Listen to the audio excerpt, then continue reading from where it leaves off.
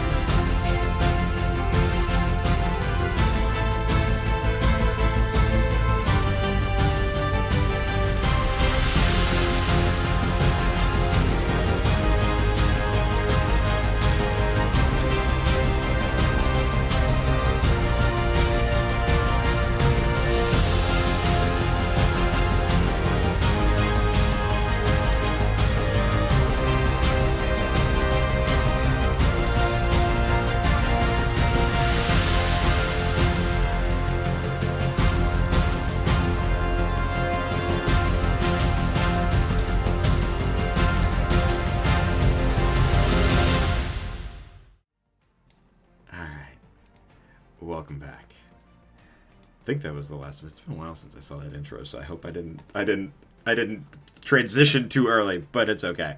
Welcome back. Where we last left off, a lot of things have happened, and it's been a while. Been a while. I see you, Shelby. I was waiting for you to do it. We started with a bunch of strangers aboard a ship. That ship, I'm going to do the abridged version. If you want the full version, go back and watch the VODs on the Initiative Order YouTube channel, or here. But bunch of strangers aboard a ship. The ship raided by pirates. Pirates were led by a famous captain, as well as a sorcerer. The sorcerer providing light and some shifting in the tides that allowed the pirate crew to get the upper hand. After some fighting, the party gave up, or at least lowered their arms in an attempt to save themselves and the crew. The pirate captain took Lady Emarena, and as well as much of the ship's cargo, while the sorcerer approached Tidus and retrieved an amulet from him. They were all brought below deck. The ship set afire. Oh wait, you smashed it. You smashed it. Point of order. I remember. Point of order. Your order is recognized. In defiance, he smashed it, even though he should have given it up. It was a really cool item, and he's going to miss it a lot. What big meanie. The ship set aflame, the party escaping with the crew members aboard random rafts and flotillas, a small flotilla that they made. After a few days at sea, Zuri sacrificing one of the crew for a shark to make some shark things out of, allegedly. The party lands on a deserted, or not so deserted, island, as they soon find out. They get together, building a small camp. Katrina going around and making amulets for the group, while the rest do hunting, fishing, gathering, investigating a path that led to a zone where there was nothing but silence. Now, as night settled, Tidus, who had built a giant pyre, a beacon pyre, for ships to see as they're passing by, realized that it either needed more wood or wasn't quite lit as well as it should, sent 2 scouts to go investigate. Throughout the night, various noises and screams could be heard from deep within the jungle. Fred used their watch as an opportunity to befriend a small spider monkey, bringing in a companion for her and Zuri, potential accomplice in their crimes once it's properly trained. But that's where we left off. As the dawn rose on our next day, the scouts not returning from their jaunt to light the pyre. The pyre was indeed lit and remained lit for the majority of the night, but no sign of the scouts coming back. And it's up to you. What would you like to do?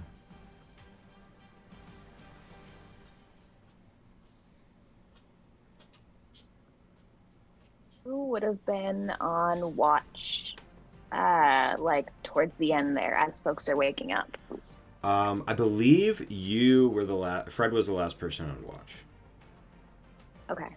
From my recollection, because I think it went.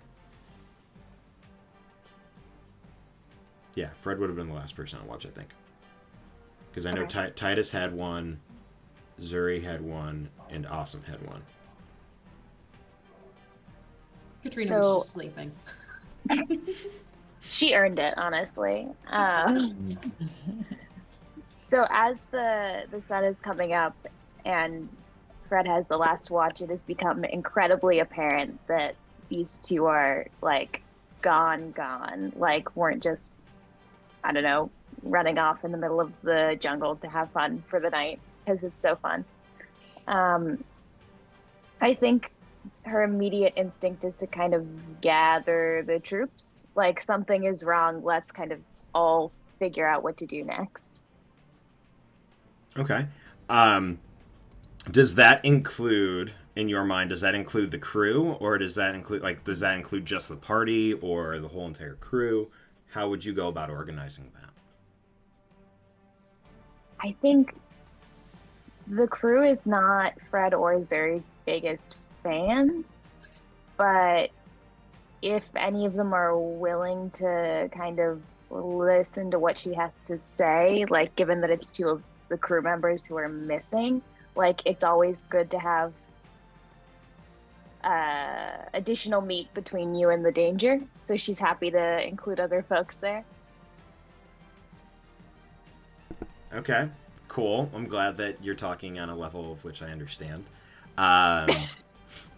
Awesome. Sacrificial lambs. Perfect. Yeah. How would you go about rallying them or getting them to go about this cause, I guess, is my biggest question. Because they all recognize that you can start to kind of hear the whispers of, like, they haven't come back.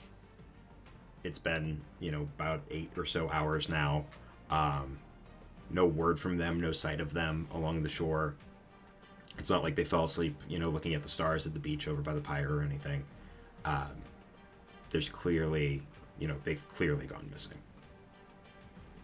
Yeah, I think if it's not obvious from these past few sessions, Zuri is definitely the mouthpiece of the two of them. So Fred is, like, not as good at this part.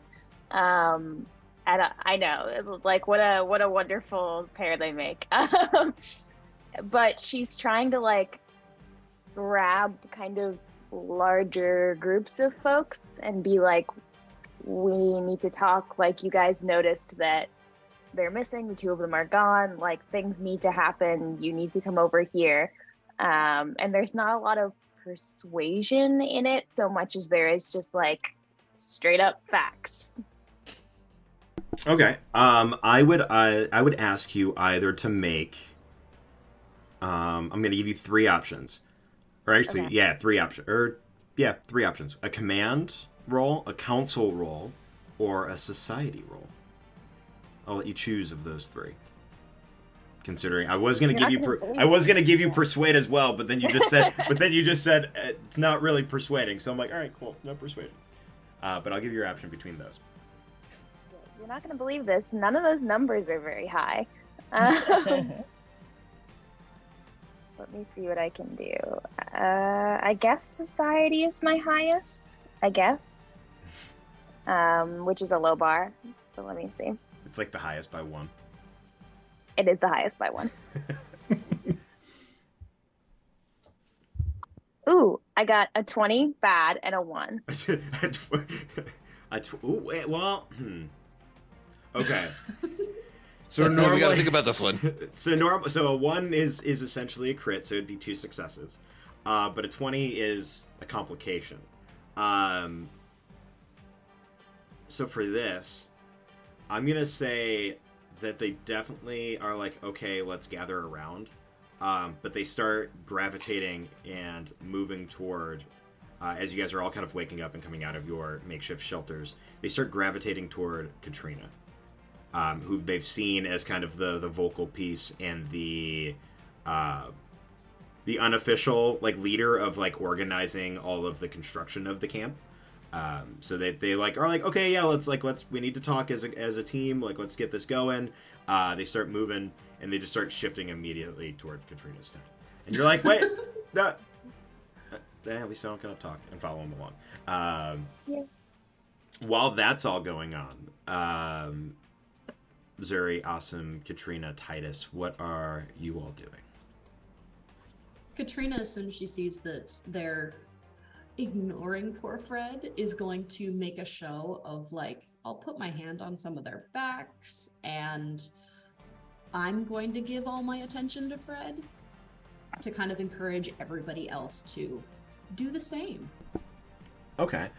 I'm going to make a lot of rolling because, like, the crew going along with you on this thing is going to be, like, getting them to go along isn't going to be tough, but it's going to be a more difficult challenge than I think you guys are going to realize. So go ahead and make me either a council or a society roll there, Katrina. All the same. That is 1 success. 1 success. Cool. With 1 success, they kind of see your body language, and they start to emulate it. Like, they notice that, like, they're, like, coming over and, like, starting to talk to you, and you're just kind of like, no, like, focus, like, pay attention to Fred. Fred's got words. And, like, slowly whispering without trying to undermine the authority that Fred was trying to have for a brief moment. And they're like, oh, okay, cool, gotcha. And they all, like, just kind of, like, slowly start turning around, still intermingling and, like, chatting, and still congregating around your space, but are at least giving their attention now to Fred. I give Fred just like a little, you're doing good. Awesome, Tidus, Zuri, anything for you 3? How are we looking health-wise? You guys should be back up to 100% on across the board for everything. You guys have taken, even though yesterday's yesterday. Wow. Our last session was, the way that some of these are going to work is, like, even though they're like 1 session and it seems like a day, we can span it over it could be spanned theoretically over a few days of doing stuff. Which is plenty of time for you guys to regain any sort of regain any sort of damage that you guys have lost. So you guys are good. Should be at 100% health, mentally, physically. Any of your features that recharge, which I don't think many of yours do. I'm thinking, my mind's still thinking D&D. But anything that you guys have is back at your disposal. You have your necklaces, which give you +1 courage soak, and then I think, did you make pocket sand for everybody? I forgot. Catch me up to speed on what Katrina has been doing real quick. Yeah, Katrina spent her time making little bags of fine beach sand.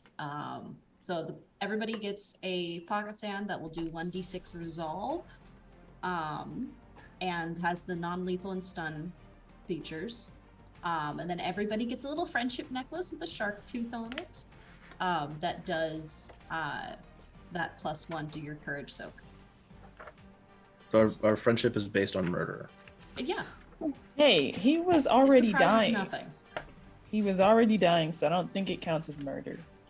That's the name of our session, right? Conan, murder is friendship. Murder. I mean, essentially, wave-stained crimson can be murder is friendship. At most, manslaughter. At most. I will give you manslaughter. Conan, red water equals friends. But yeah, awesome, Tidus, Zuri. As you see this crowd beginning to congregate, you guys are waking up in the morning. Anything from the 3 of you? Immediately grabbing a spear, because we all heard those screams last night, and then standing behind Fred. Okay. Yeah, Tidus takes a moment to just like, as he's watching Fred gather and Katrina gather the crew up, I think he knows his support isn't gonna sway them in a good way. So rather than engaging, he'll just watch, and I'm refining the edge on my dagger and gathering up my stuff, making it clear that I'm getting ready to go someplace. And that's a 3rd on the readying gear up. Asim is sharpening the spear and also making sure that whatever rations they'll need for travel are set in his inventory / carry bag / I'm not sure what I'm using to carry, but yeah, readying. And as it's all ready, as I'm readying it, I'm going to go and stand right behind Fred and Katrina and with Zuri, trying to give the motion of solidarity. And, we have a team. Let's do this. Awesome. So as you guys gather the crew, you guys all, and gathering your gear as you do, crew gathering and congregating around Fred, the stage is yours. They're still kind of talking, and some of them are even some of them, like the hunting party, for instance, is very much mimicking what they're seeing Asim do. So you start to see a couple kind of go off and grab their spears, or makeshift weaponry that they have,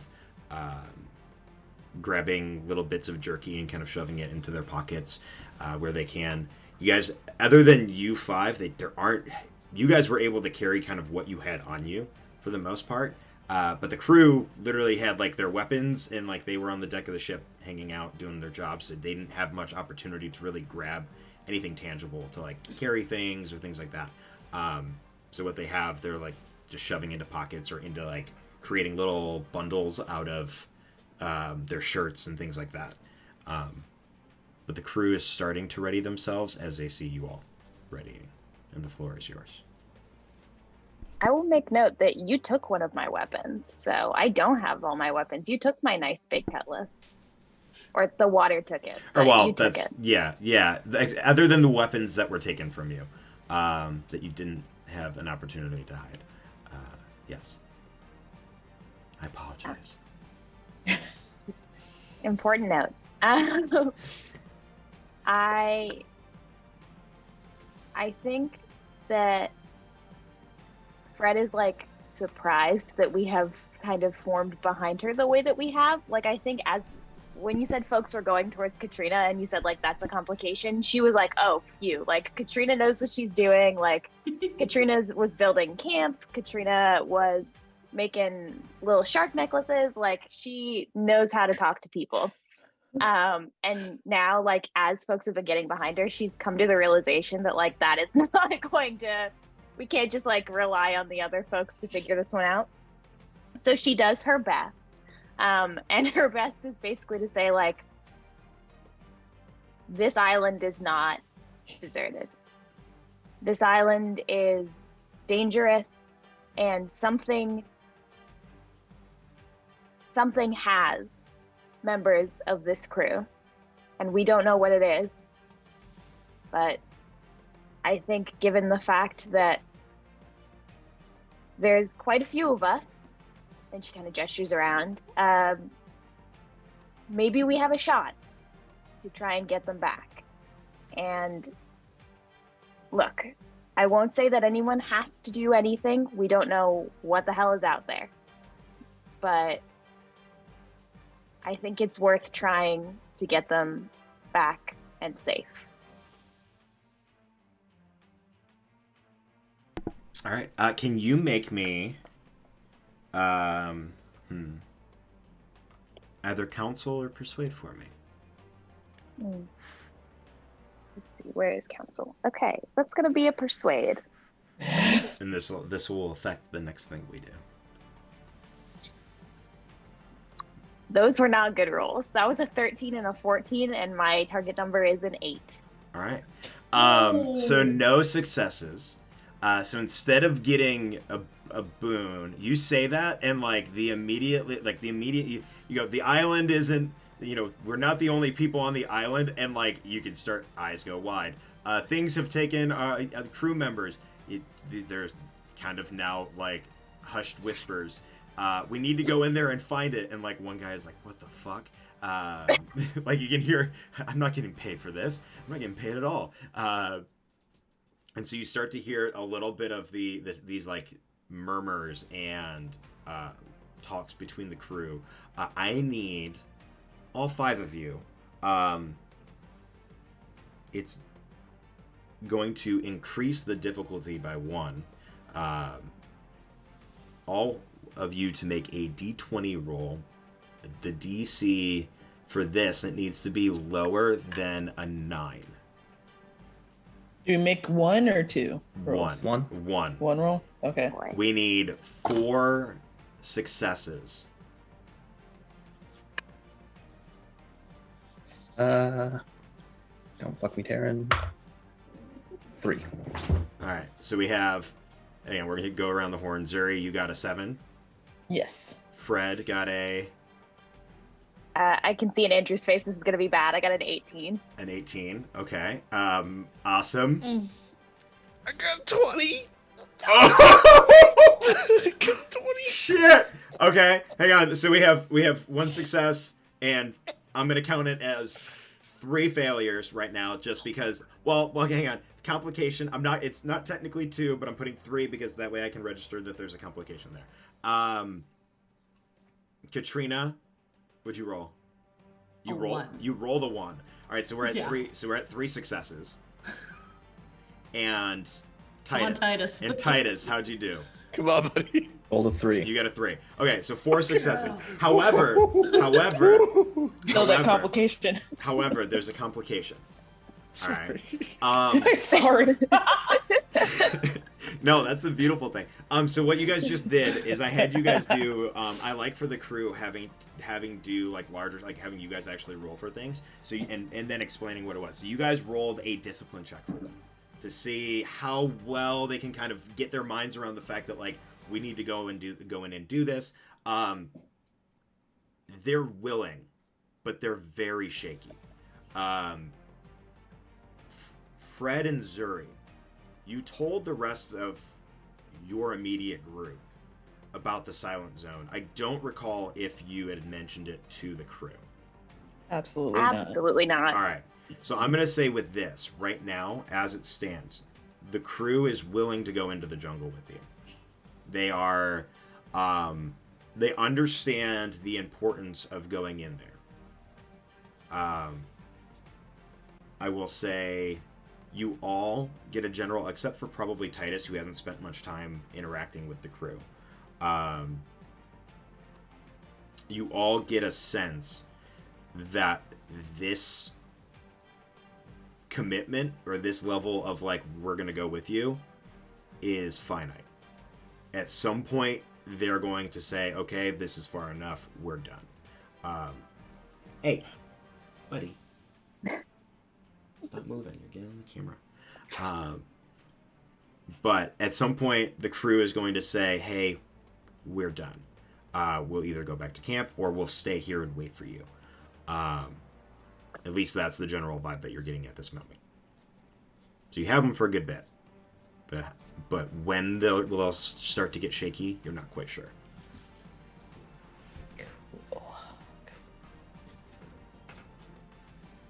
And that's not to say you can't do something in the meantime to try to get that back. Or that level of trust back. So, do we go now? And I look to Katrina.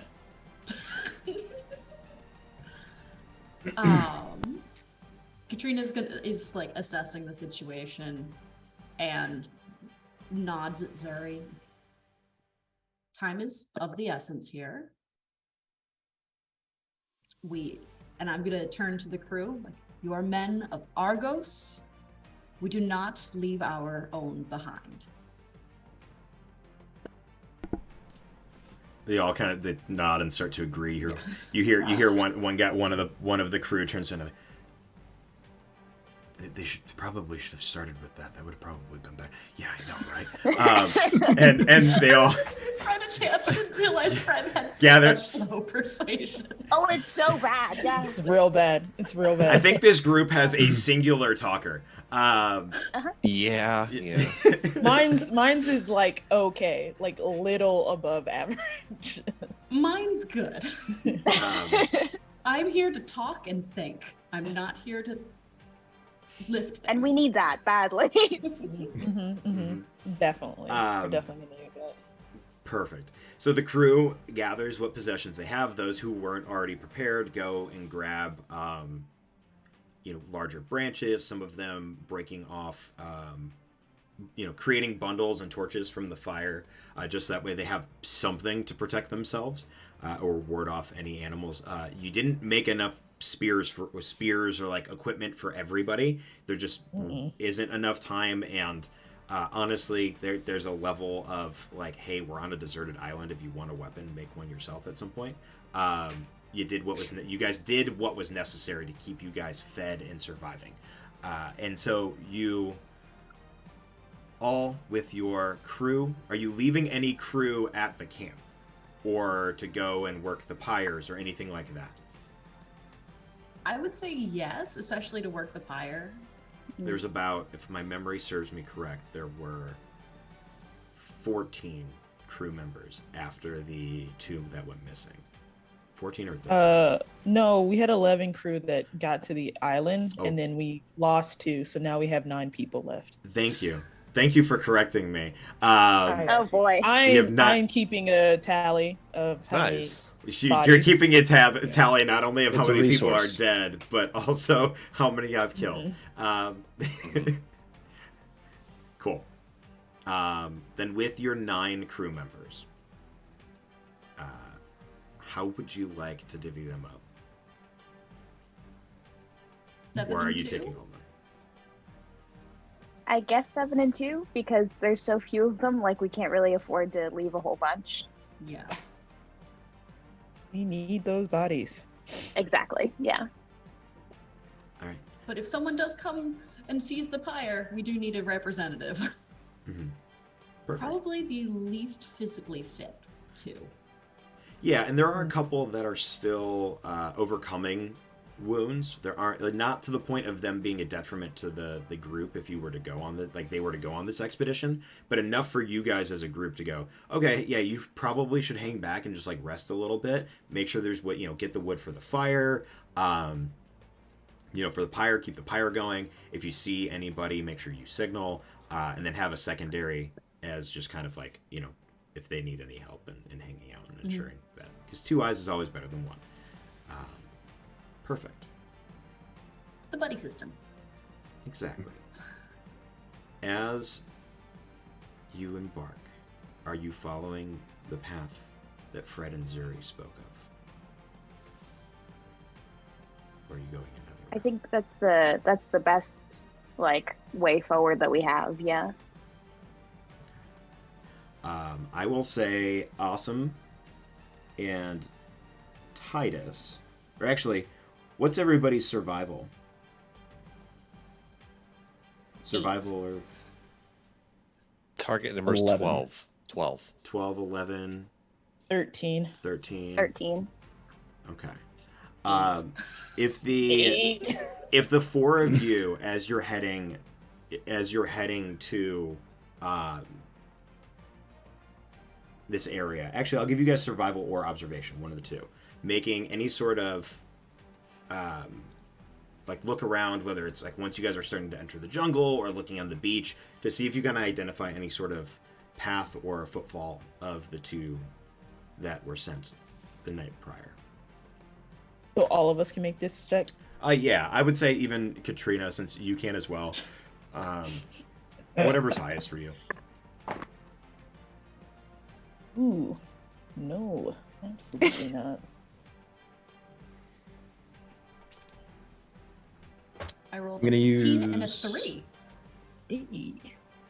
So I'm gonna use my sharp senses talent and re-roll one of these d20s. Go for it. Cool. Nice. Yeah, let me look at my talents. Hold Forgot on I had now. that too. Fair, yeah. Yeah. Let's all take a look.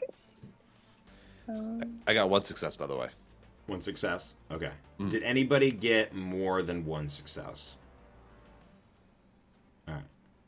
Cool. But I rolled a 15 and a 16 originally. My target number is 12. So using sharp senses, I re-rolled and rolled a 1. Oh, perfect. Hell yeah. That's awesome. Zuri, how many successes? Any? None for me. None. Fred, Mm-mm. Just the 1. just 1. Okay. And then, Asim, you got 1 as well? Katrina, 1 or none? I got 1. 1 and then 2. Okay. So, Fred, Asim, and Katrina, you guys can clearly identify the path that the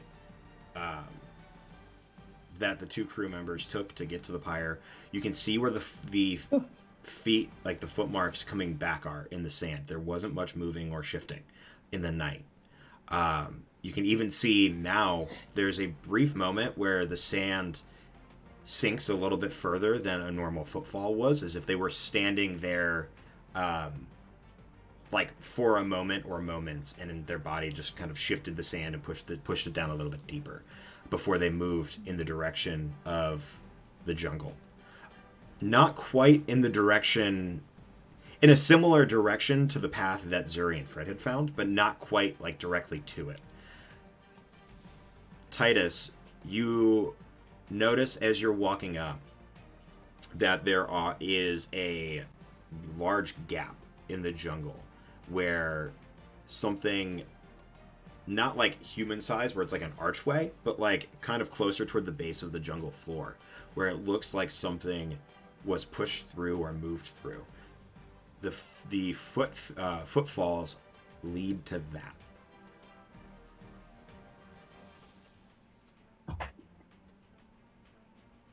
So I'll point that out to the group. It's like, that's a little concerning. Is it a big enough opening that we can follow it? It's more of if you were crawling, you could, like if you were crawling on your stomachs or on your hands and knees, you can make your way through. It's probably about the size of one of the boar, give or take.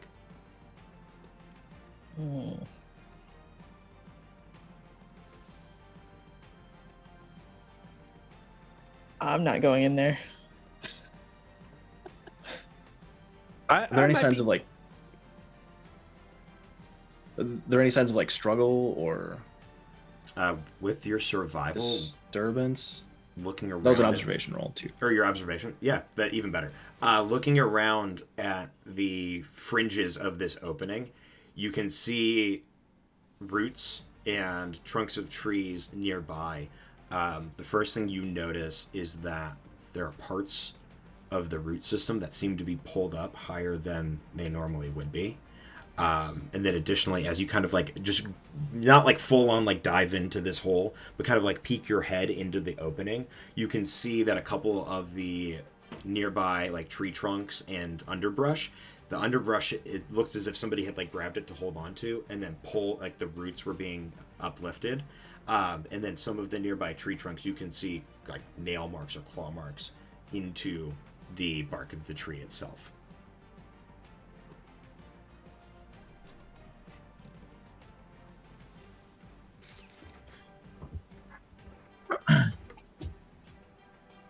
It would appear that they were dragged into the jungle, and I'll point out some of the markings.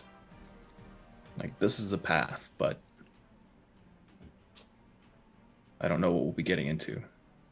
Yeah.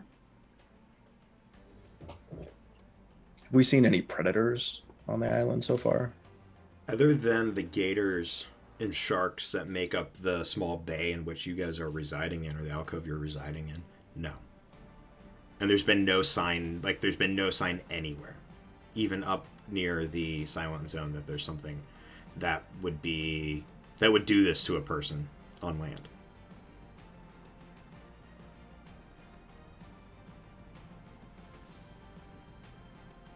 Maybe there's another entrance to this if we were to go around it, just because I don't know that like climbing in such a limited way is great. Like we don't know what we're going into.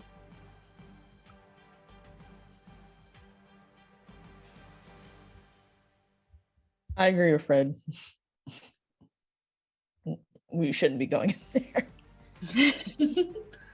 Is it just like a hole in the foliage, or is it a hole in like something solid? The jungle makes up a decent wall or barrier, but it's not like it's like you walk into it and you can't push through. Like you could definitely push through this space. So it's more of the first where it's something pulled or pushed through the foliage, created an opening of sorts for the crew to kind of go through or be dragged through, as Tidus is suggesting. We could do some bushwhacking on either side and like flank the two sides.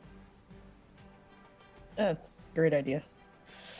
I think Tidus and Asim should be in the front on either side. How close is this opening to the path? Maybe no more than a couple dozen feet. It's probably, I mean, it's like an offshoot. It's not quite, yeah, it's probably about 20 or so feet, give or take. A little bit less. It's not very far. headed in the same direction as your patch of silence, and fighting the jungle to get there when it may be a fight when we arrive seems unwise to me.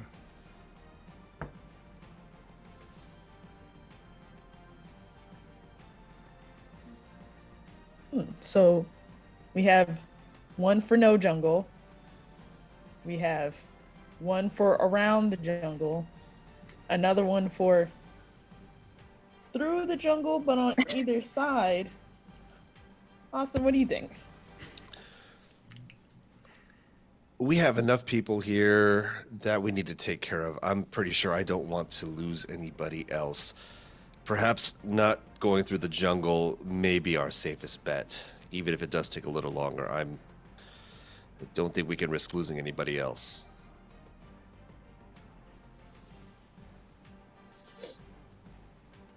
Okay. Here we go. Yeah. Yeah. And for the record, there's not really an around the jungle option to get to where you guys are looking to go. You have to go through the jungle. It's whether do you follow this hole that somebody was potentially dragged through? Do you cut your bushwhack your way through, or do you take the path that you guys have found? But that being said, sounds like the path is the option which you guys are taking. You move toward the entrance, following the stones. The somewhat stone path through, continuing up and up, following the path until it reaches the foothills, and even then, from the foothills up into the side of the mountain that is there in the center, almost center of this bay. As we're going along, I'd like to try to, because you said it's only a couple of feet from where the drag marks were to the path. Mm-hmm. If I can, with my 2 successes on the observation roll, if I can try to keep an eye on that from the path, I'll kind of try to stay on that side. Okay. Give me another observation roll. Observation or survival, your choice.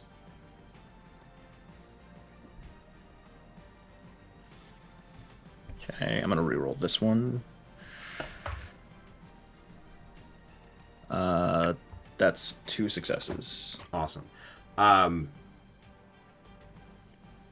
You notice, not necessarily an entry point, but you can clearly see and outline Zuri's and Fred's boot prints in the mud, what little mud and foliage that there is there from earlier, from the first venture here. But then you notice 2 depressions into the earth. 2 sets, I would say. Deeper than normal boot prints. For you, as if... What was it? Observation or survival that you rolled? Observation. For you, almost if something landed here. But the boot prints are similarly sized to the ones that had entered of your crew members. Not from an opening, almost as if they were dropped or landed in the space that they were in.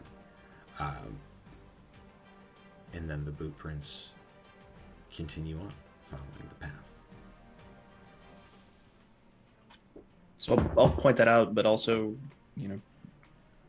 maybe train your eyes up as much as around. It seems like they were dropped here or something. If we look up, is there anything resembling a place where they might have been dropped from? Looking up, there are a lot of overhanging trees and branches. The portion where you are at, where this path is at, is very much almost like a tunnel. Purposefully cut, and even then that tunnel is being encroached upon by the jungle, just from how long it's been dormant, right? And so even moving through, there are portions where you have to chop a tree limb here or there. You got to push things to the side or work your way around it. But there's very much ample amount of limbs and branches from which somebody could have jumped from or been dropped from.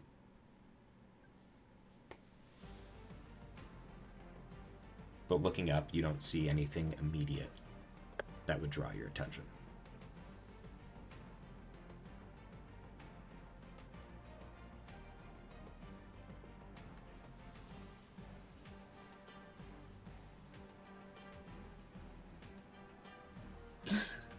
I'm gonna motion to the crew and just how's our crew looking, by the way, in terms of their resolve? Slightly shaky still. I mean, they're not like full on like, hey, we're gonna run. But you can tell those who have your hunters who have spears have positioned themselves on the outside, like on the flanks of the group. Those who are a little bit less defended are closer to the center. They are in a good enough formation to feel comfortable, not necessarily confident, but comfortable following this path with you guys at the head. Okay. Yeah. That's fine. Thank God I don't have to do anything rousing for them, I don't think. Katrina's definitely in the middle of the crew, partly because she knows that she'd be squishy. There's also that, like, every once in a while you see somebody kind of like look back over your shoulder and you're like, it's fine, you got this. Like, yeah, very much. I'm just trying to be like a steadying presence for the crew. Yeah, that's definitely helpful. I'll say that. Not only from a protection standpoint, but yeah. Cool. You continue onward. The jungle not shutting off or shutting out all light, but enough to make your vision kind of have that half like weird dim light where you can see, but you can see shapes in the distance, shapes in the outskirts. Looking around and keeping your eye out, Tidus, and let's see who else is. What's your observations? Just passive. I know Tidus's is what, 13? You're muted. 12. 12. Zuri, 10. 8. Fred. 12. Zuri's 12, and Fred is Also 12. Okay, so Fred, Zuri, and Tidus being some of the more observant, keeping watch and looking around as you guys are continuing forward down this path. Fred, your new monkey friend starts to get agitated. It's been sitting very comfortably and calmly, kind of like curled around your shoulders. But you notice we didn't even talk about that. It was not a conversation. Yeah. It was not I genuinely thought like he disappeared into the Yeah. jungle. You're like, he's just been hanging out like on my shoulders. Okay. Shit, it's been a long time. I forget if he did or not. He's there. He's there. He's a part of the cool. team. Yeah, He's a part of the team. I'll I don't take him. care. I'm gonna if that's Hell yeah. we're gonna retcon. We're gonna retcon if it did run off into the jungle. I don't care. He returned. It came back. Yeah, you got more food, and it came back in the morning for breakfast. It had some coffee, had some bacon. Team mascot. Yeah. Exactly. Sitting there. Seems Gary. Grabbed one of the spears, turned it into a mini. No, I'm kidding. We're not going that far. It was turned into a mini knife. No. Just you gave him one of your shark tooth necklaces. No. Monkey has a gun. Monkey has got. It's a gun. Where'd you get a gun? All of you are like, what is this contraption? He's like, I went into the multiverse, bitches. He talks. Oh, God. Oh, my God, a talking monkey. Comes back dressed as Judge Dredd. My God, we're going too far. No, but your monkey starts to become agitated. It once curled up around your neck, just kind of chilling and vibing. You notice that it at first starts looking up into the trees, into the branches of the jungle around you. And then from there, you can kind of feel its heartbeat quicken and its breath quicken while it's sitting on your shoulders. And then finally, it starts to just kind of climb up and around you and like into your clothes, like as if it's trying to hide. Now, there's not much room, so like it gets there and kind of finds this little like pocket, and it's really just enough to kind of like peek, like have like a portion of its body, but it's like sitting there on your chest now, and like you have to move and like move your stuff around and like grab and hold it for a second, and you can feel heart rate is definitely beating pretty fast. Its breath is again breathing pretty heavily. Its mouth open and just kind of in this weird half face of fear and half face of like wants to scream out in a like defensively aggressive way, but it can't. You look up and you start to scan, and Zuri, you notice this. Tidus, you notice this behavior as well out of the corners of your vision, and begin to scan and look up into the trees and down around the jungle floor, and you can notice a shadow. Wait, not one. Wait, it moved from tree to tree as if it's hopping or leaping, about the size of Fred's spider monkey companion.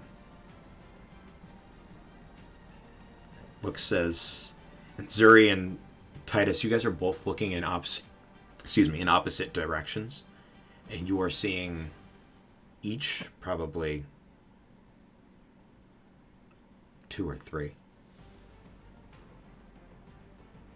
Fred looking around, you kind of look in both directions and can see this as well.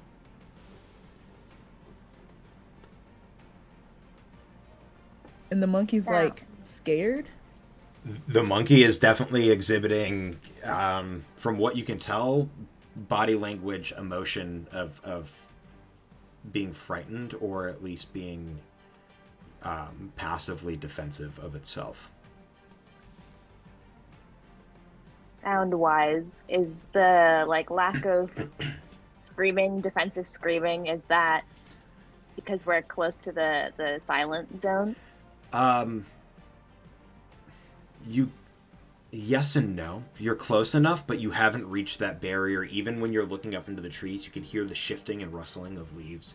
You can hear the movement of the branches themselves. You can even hear birds chirping. Far off in the distance, you can hear wild animals kind of making noises. So you're not quite at that portion where you're in that sound of silence, but you are in this weird in between almost. Not quite there, but you're close.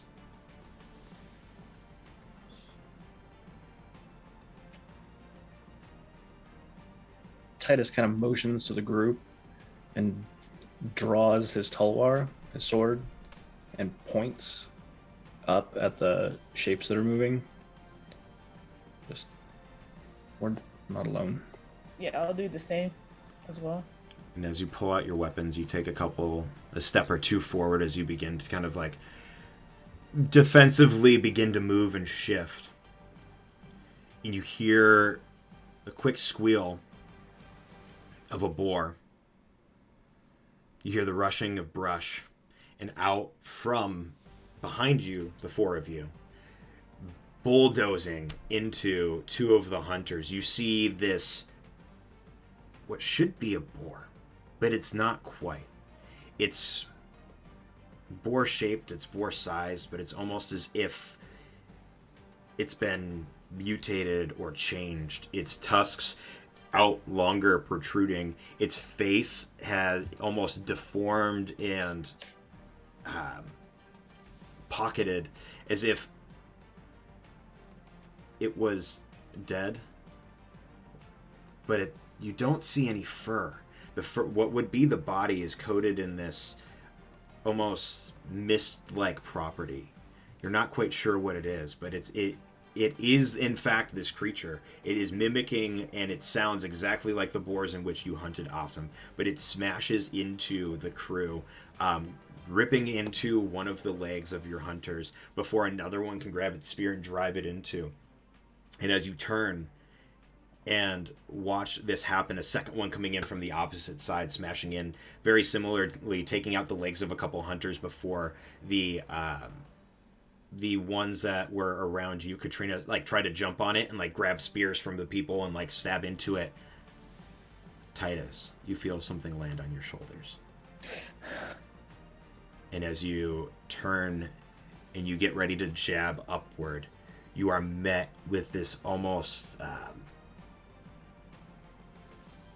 solid but mist-like, ooze-like almost. Not necessarily ooze-like in property, but like it's just the way that it opens its mouth has that very like stringy look to it as a spider monkey sized creature lands on your shoulders, opens up its maw, and you can just see rows and rows of long, jagged black teeth.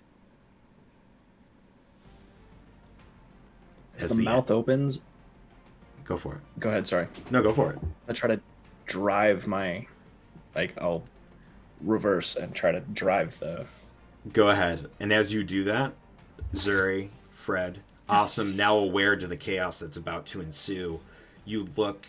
Asim turning to look at the hunters. Katrina kind of in the midst of all of this, looking between both of her sides. Fred, Zuri, you watch as from the boughs of the trees, about a half dozen more of these creatures begin to jump and descend upon you. Oh. And we're now in initiative. Oh boy. Can I totally take my defend reaction first? Can I activate that now? Hang on. This is Oh my god, it's been so long. Relearning the rules. When do I get doomed? I think reactions. Hang on. Read your. Well, I'm gonna say yes, but reread it and see if it says anything about me getting doomed. I don't see Doom anywhere. Oh, on here. weird. That's- Yeah, it there's says, no doom anywhere. No Shut the- doom. It says Oh. the game What the master hell? does not get doomed Well- right here. I have the book in my hands. All right. Wild.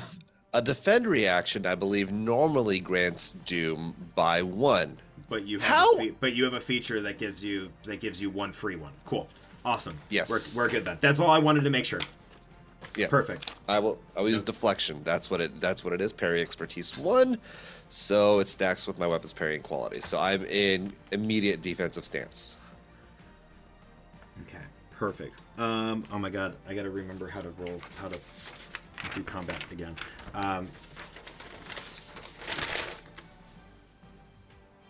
Okay. Attacker must make a skill test. Average is D1. This monkey is not struggling, so it's not gonna make a. You got 2 successes.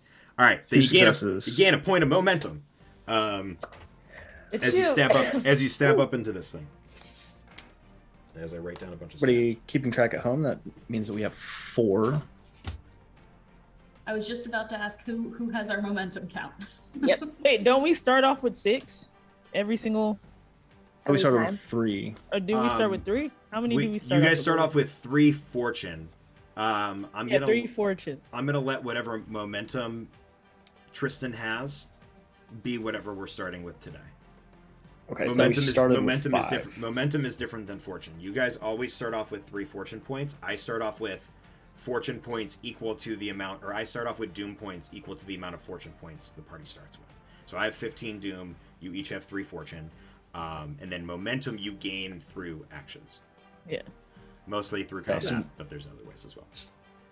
So if the momentum from last session carried over, we started with 5, which means we now have 6. Okay, Which so you're means we're full. We're full. Okay. Oh, 1, 2, 3, 4. Got that momentum I'm going.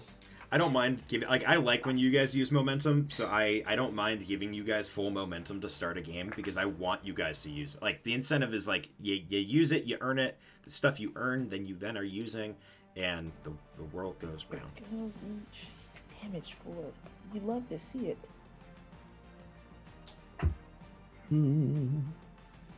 Oh, it's been so long.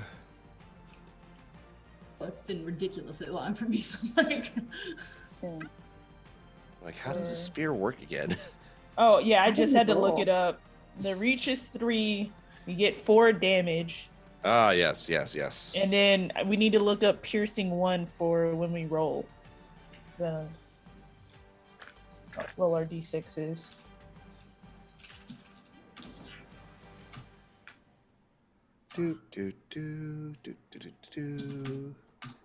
Piercing. And where did I put that little cheat sheet of mine? Yikes.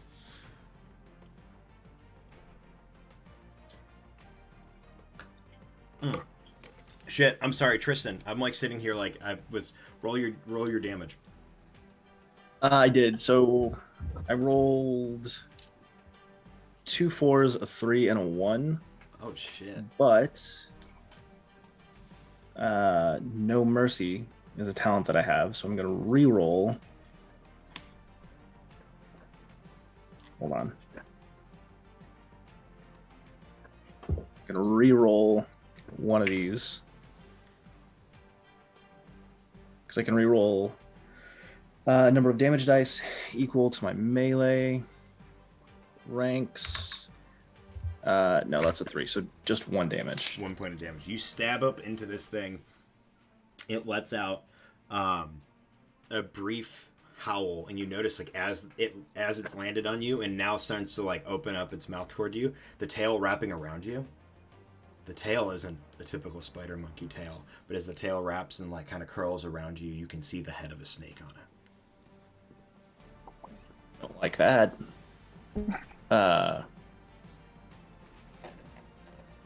Okay, so I'm going to use my minor action to regain guard, Okay. and that's it. All right, perfect. Now I'll give you that quick one and it's not going to be part of initiative, but at this moment we are in initiative as these monkeys are these monkey-like creatures and these boar-like creatures are pushing into the space. The way initiative works, and I don't know if that's your question, Fred, but I will answer it right after, is you guys go, they go, you guys, them, back and forth. Just that way we have a quick reminder. Any order, you guys don't have to roll for initiative. You guys can go in any order you want, and that's more on you guys. Did that answer your question, or do you still have another one? I have another one. Go for it. So we figured out that we were doing the shield wrong last I remember, but do we remember how the shield works actually? Is it I have to get back on my guard the same way as other folks do? Oh my god. Let me look into it as you describe what you're doing. I want to say I remember shield being a... Let me look into it. Give me 2 seconds. But if you're using guard is different than using your shield, I believe. Well, I want to do here. Lev, while you're reading, let me explain what I want to do. Yes, tell me what you want to do. Which is my shield has the knockdown quality, so I can kind of use it to just like blunt force a little bit. And so I'm thinking as there are quote unquote spider monkeys coming down in our direction, I'm gonna try and like blunt force some of them a little bit, kind of just like hit them with the shield and hope for the best. Mm-hmm. Which knockdown says the attack knocks the target prone if one or more effects are rolled, which I haven't rolled yet. And then there's some doom stuff. But then after that, hypothetically, I want to know if I would have to do something else in order to not just like be holding my shield in a stupid way. Like in order to have it defensively.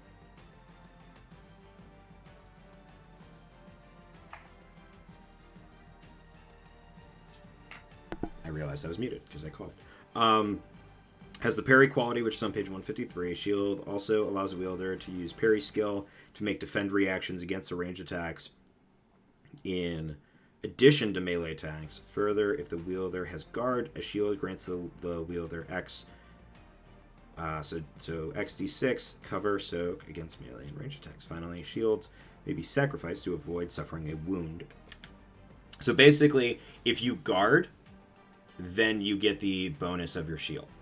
But guard costs a doom for you because you don't have a feature that allows you to get a free guard. Okay, and that would be like after everything. I would say like now let's offer you a doom so that I can guard. Correct. Yeah. Okay. And I believe guard is a reaction. Okay. Now I have to figure out, much like everybody else, how the hell to roll the knockdown that I want to do. The knockdown is it a basic attack? Yeah, it's just one of the qualities of the shield. So then you'd roll melee. Unless it's roll something melee. different. Okay. Yeah, let me look. And I'll double check as you're rolling, in case for some reason I'm messing it up. In case I'm the problem here. First step is admitting it. Mm-hmm. I didn't admit it yet. I said in case I'm the problem. In case I'm the problem, yeah. Yeah, the attack knocks the target prone. If one or more effects are rolled, the target must ignore this if they add, or the target may ignore this if they add 1 doom for each effect rolled, or in the case of non-player characters, at the cost of 1 doom per effect rolled. So if I did it to you, it would cost it, or you guys could cost a doom, but because you're doing it to me, I could spend a doom. So go ahead and roll your attack. I have crit 1. Okay, so 2 successes, which means you gain a point of momentum. Go ahead and roll your damage, which if you have a base shield is... I do. There's 2d6. 2d6. So roll 2d6. You need an effect. If you get an effect die, then you get the knockdown benefit. So if you get a 5 or 6, you got to roll a 5 or 6 in order to get the knockdown. I have to double check what the other numbers mean. 1 is 1 point. 1 is 1 point of damage. 2 is 2 points of damage. 3 and 4 are 0.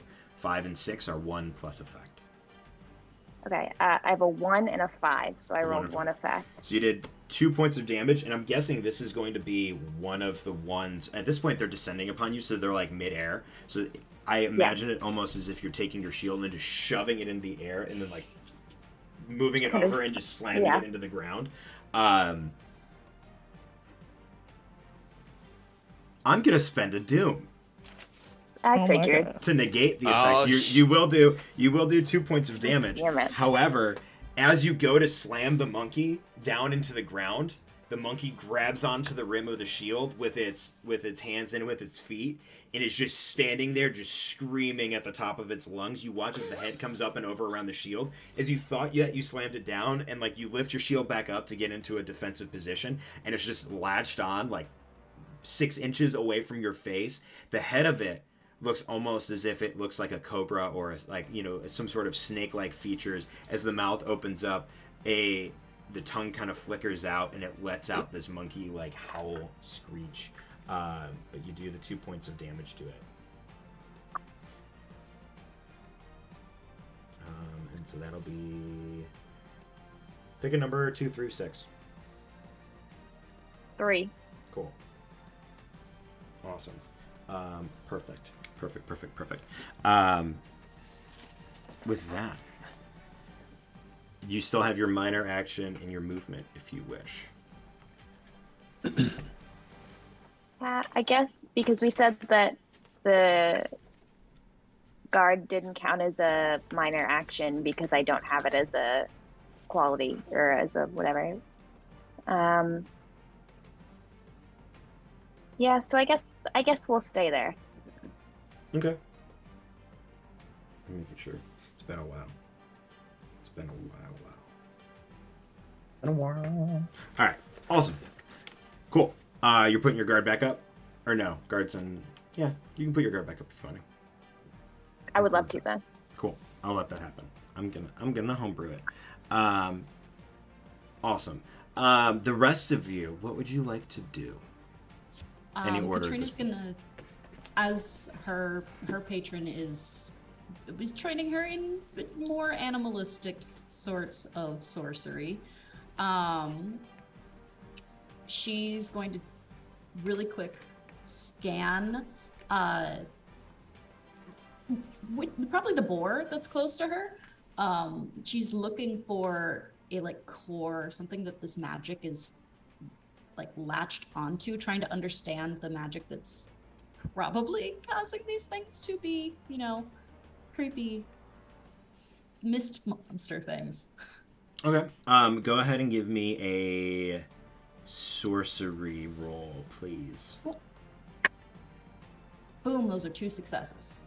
Awesome. So cool thing. These things are no longer animal. They're not beasts. They're not creatures of the land that you would know. These things are some sort of abomination, an amalgamation of the flesh and of shadow. You do not, other than killing it, like killing the creature outright. You do not see any sort of latch or harness or tether that would show you where these things are coming from or how they originated. Excellent. I don't know if that answered your question or not, but No, she just wants to understand more and more. She's going to use that understanding, and I'm going to try and threaten, because I'm not good with a sword.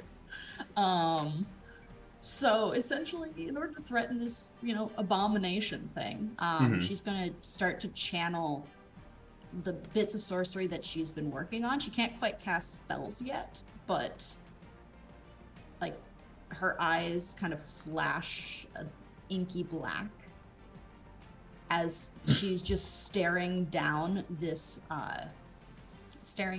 abomination. Her canines kind of elongate for a second as she's trying to we're going for dominance. all right, go ahead and make a threaten roll for me. Establish dominance. Dominance. That is also 2 successes.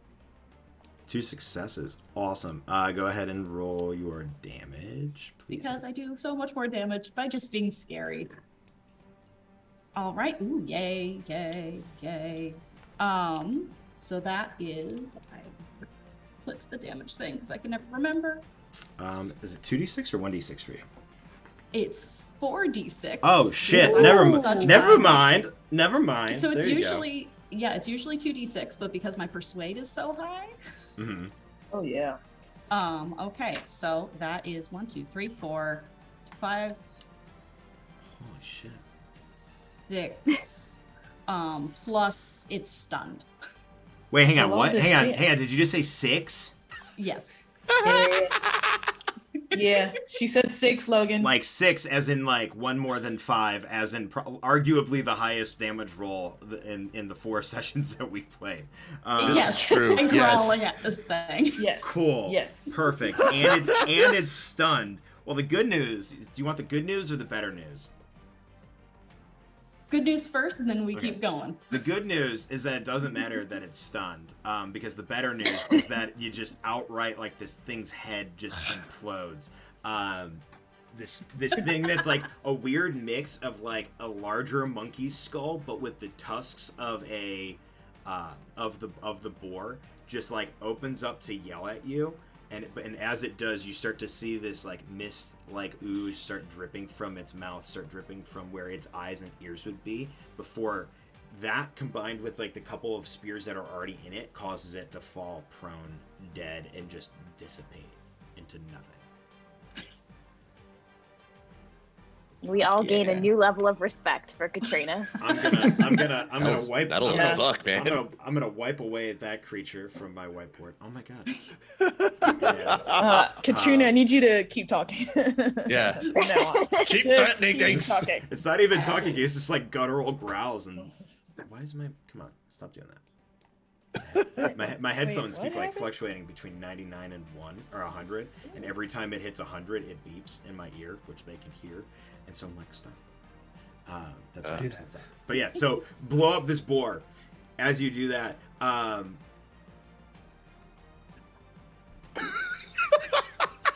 Did I break stop. Hang on, now I'm purposefully turning my volume down because it literally just went 9800, 9800, 9800, 9800. So for everybody who's listening, it was beep, beep, beep, beep. It's like a backup kit.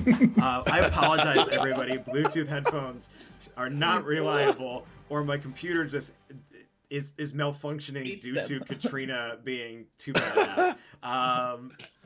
After But Effects. yeah. Tidus, Asim, Zuri, anything from you guys? I am going to spend 2 momentum right off the bat when I do my attack. Where does that leave us when I take these 2 off the board? 4. 4? Okay, perfect.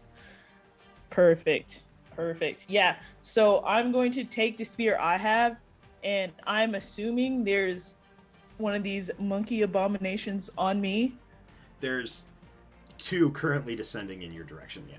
Okay, perfect, because that's exactly what I was going to do. The two that are descending on me, I'm going to ready my spear and just go up at an angle so that it gets the both of them.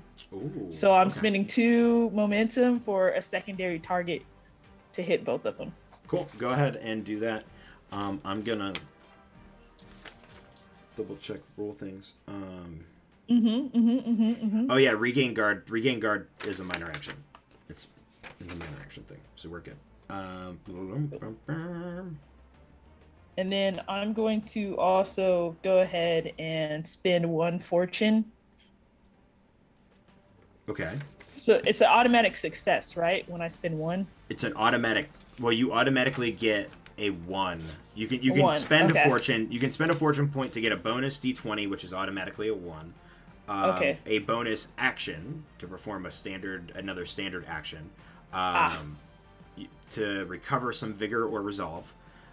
Cool. To overcome a weakness or to make a story declaration. But if you're using it for the All right. bonus die, it's automatically a 1. Yeah. So bonus die. Let me go ahead and roll this. So that's 2 successes already. Oh, you love to see it. Add another success on there. It's 3 successes. So you gain a point of momentum, or you gain. Where the hell is the Do thing you that get? talks Do you about- gain it when you use a fortune point to use it? Yeah, you'd still. Well, I mean, you've rolled more than the successes needed. Oh, yeah, You're doing the okay. secondary. Yeah, you're doing the secondary target, right? Yeah. Yep. All right. Okay. Rolling damage. So yeah, technically you get 3. You get 3, or you had 3 successes, so you get 2. You recover both the points of momentum that you lost, so you're back at 6. Cool. Okay, so rolled damage. That's 2 regular damage points plus 1 more damage point, but it ignores the soak because Okay. it's piercing. So 3 points, and then so 3 points for the first target. And then half that to the second one, so Cool. just 1 point of damage to the second one. I'm gonna allow the roundup. There isn't a whole lot Cool. there isn't a whole lot of damage, so I'm gonna allow the Cool. roundup. And So I'm gonna 2 points of damage to the second one. And I'm gonna regret saying that when you guys roll And like then- a bajillion damage. I'm going to move so that there is a crew member in front of me. Okay, question. Since these things, so you stab them with your spear. Yes. They're in midair. Are they? Oh. Would you have stabbed like they're descending upon you as if they were going to land on you? Yeah. Would So you I have would wait- stabbed them and skewered them and then like kept them on the spear? Or, like how would you have gone about that? Skewered them, pulled it out, and then did a little like about face turn so that I'm now behind someone they come down. Are you pulling a counterproductive bait and switch? Yeah. Cool. So basically the opposite of that. So how Cool. he's like, He's oh, always I'm defending. You're always putting I'm a body always putting a body in front of the danger as my move and my Cool. minor action. Cool. We can call this my bait and switch. Zuri's bait and switch. Yeah. You mean switch and bait the enemies to eat yes. your shield. Cool. Awesome. Tidus, anything from you? Point of order, I didn't roll enough damage dice on that first attack. So how much So add 1 more damage. Oh, you kill that thing then. The one on the shoulder Bodied. gets bodied. But you notice like those ones aren't super they're not super tough. Like they're just there. But there's a few more. So There's currently 1 more jumping in your direction, and then there's 1 more. There's the 2 that are like mostly on the ground at this point that Zuri just stabbed. There's 1 that's hanging off of Fred's shield, and then there's another one falling and attempting to hop onto Fred's back. okay. I'm going to also spend 2 points of momentum to take a second action and exploit the one that's about to jump on Fred's back. And then 1 more momentum, so I'm going to spend 3 total to add a d20 and a damage dice. And I'm gonna hit it with my barb. So you're spending 2 are you doing a swift action? Is that what you're doing? Yeah, so I'm spending 2 momentum to take a swift action to exploit it, which means if this hits, it's got the intense and vicious properties. Okay. You will need 2 successes for this roll. For both skill rolls. Because when you make a swift action, unless you're spending a fortune point to do it, any action, or any standard action increases the difficulty step by 1. So you'll need 2 successes on this one and the next standard action you do. Okay, so the first one is to exploit. I'm gonna roll observation. That's 2 successes, and then I'm spending another fortune point for exploit to add a d20 and a d6 to the attack. Okay. That's a lot. It's a thing. That's a lot. I trust you because I don't necessarily know what you're doing. So there's a lot of trust going on here. Yeah. I read the book. Yeah. That's 2 successes. Okay. Perfect. All right. Go ahead and roll your damage, which is going to be crazy freaking high at that. Let's hope. Are you going after the one that's falling on you at this point? Like the second one that's falling on you, or are you going after a different one? No, I'm going after the one that's jumping on Fred's back. Gotcha. Cool. Okay. 1, 2, 3.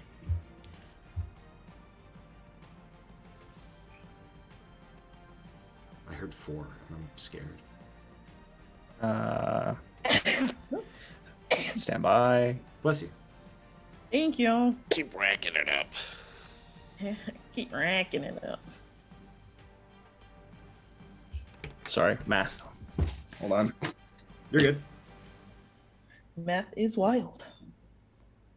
I forgot everything I was doing right now.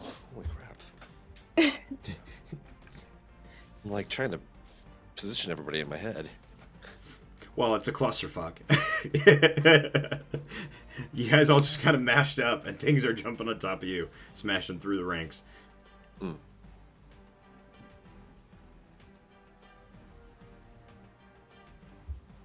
Oh, come on. Buddy.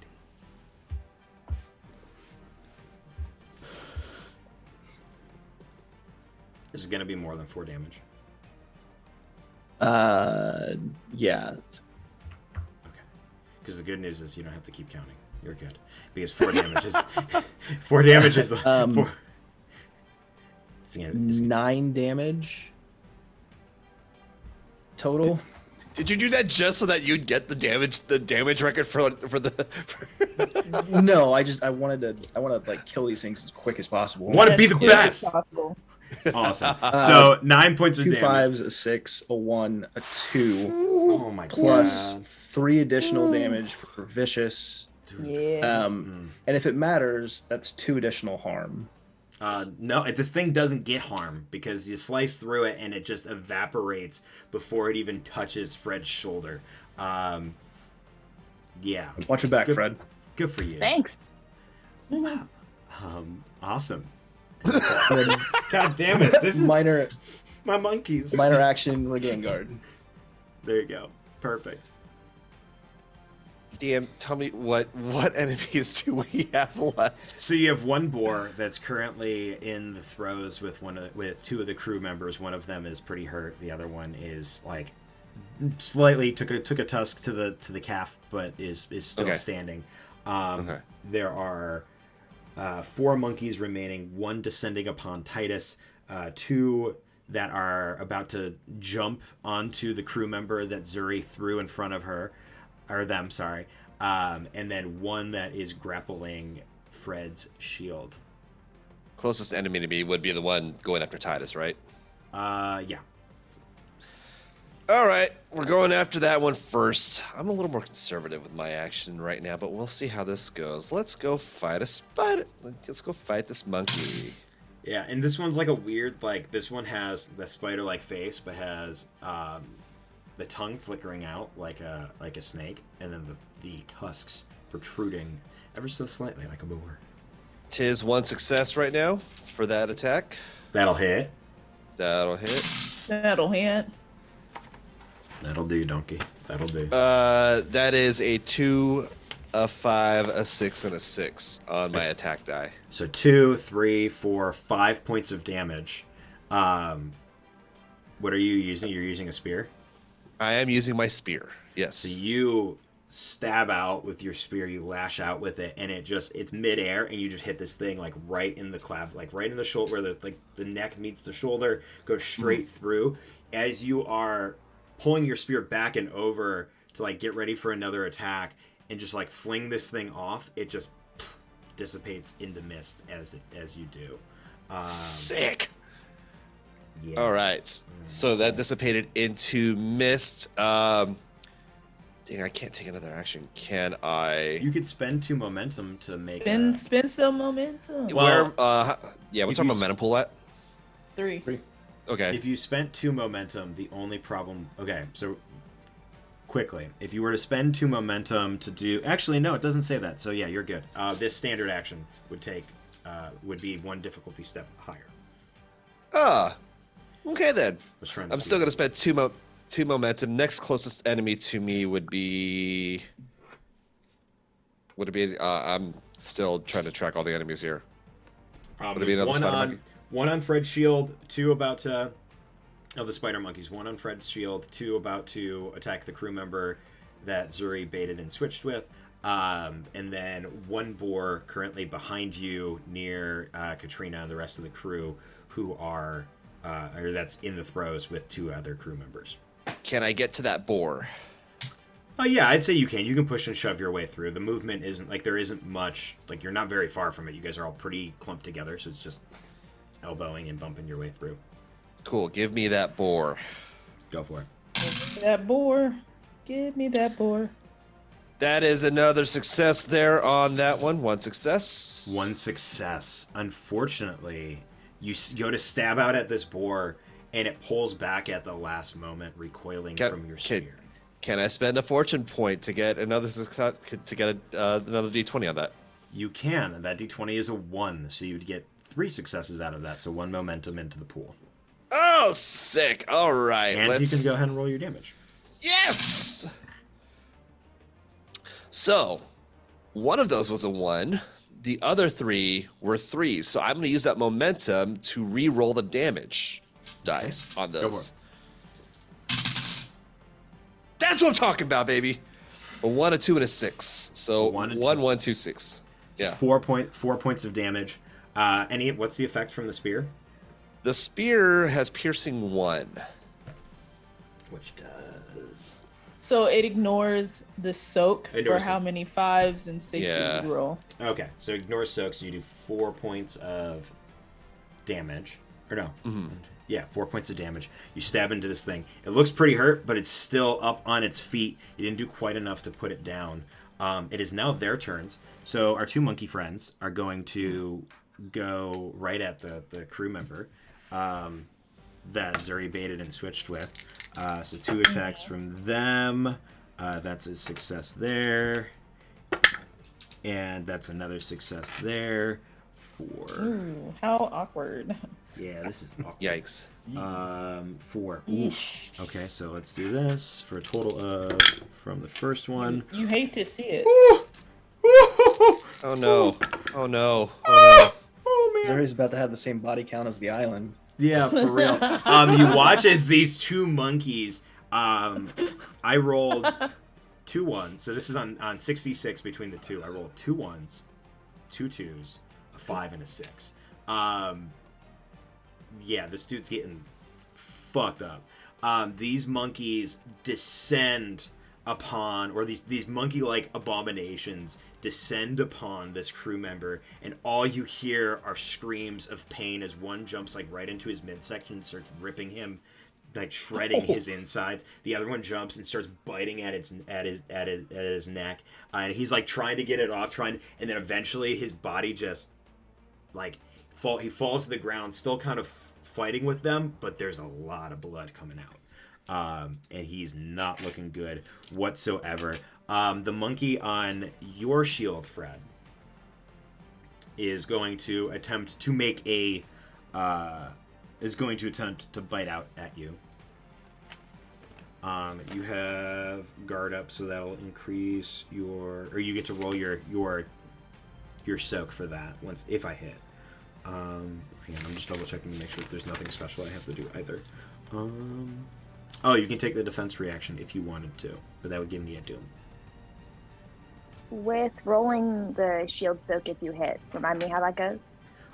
You would roll the 2d6, and then you would... It subtracts that, right, Yeah. from the damage? Okay, then... Yeah, I think... you subtract the damage rolled from the damage. Yeah, we'll just do that then. Cool. That is one success, so that will hit. Let's go with one of these. And you already have... Ooh, that's good numbers. 4 points of damage. So I take 1 point of damage because I rolled a 2 and a 1. Heck yeah. Well, and did you have any armor soak either? Yes, but I guess it doesn't depend where you hit me because it's pretty much all ones. So I guess they're not. It's not going for your face. It's going for body. It's like going for shoulder area. So you would be covered by armor there if you have soak from there. So you take note. Yeah. Cool. Noted. Awesome. Of course. Cool. Of course. Perfect. Why do I even throw these little guys at you? Those 3 monkeys went. The boar is going to lash out at you there.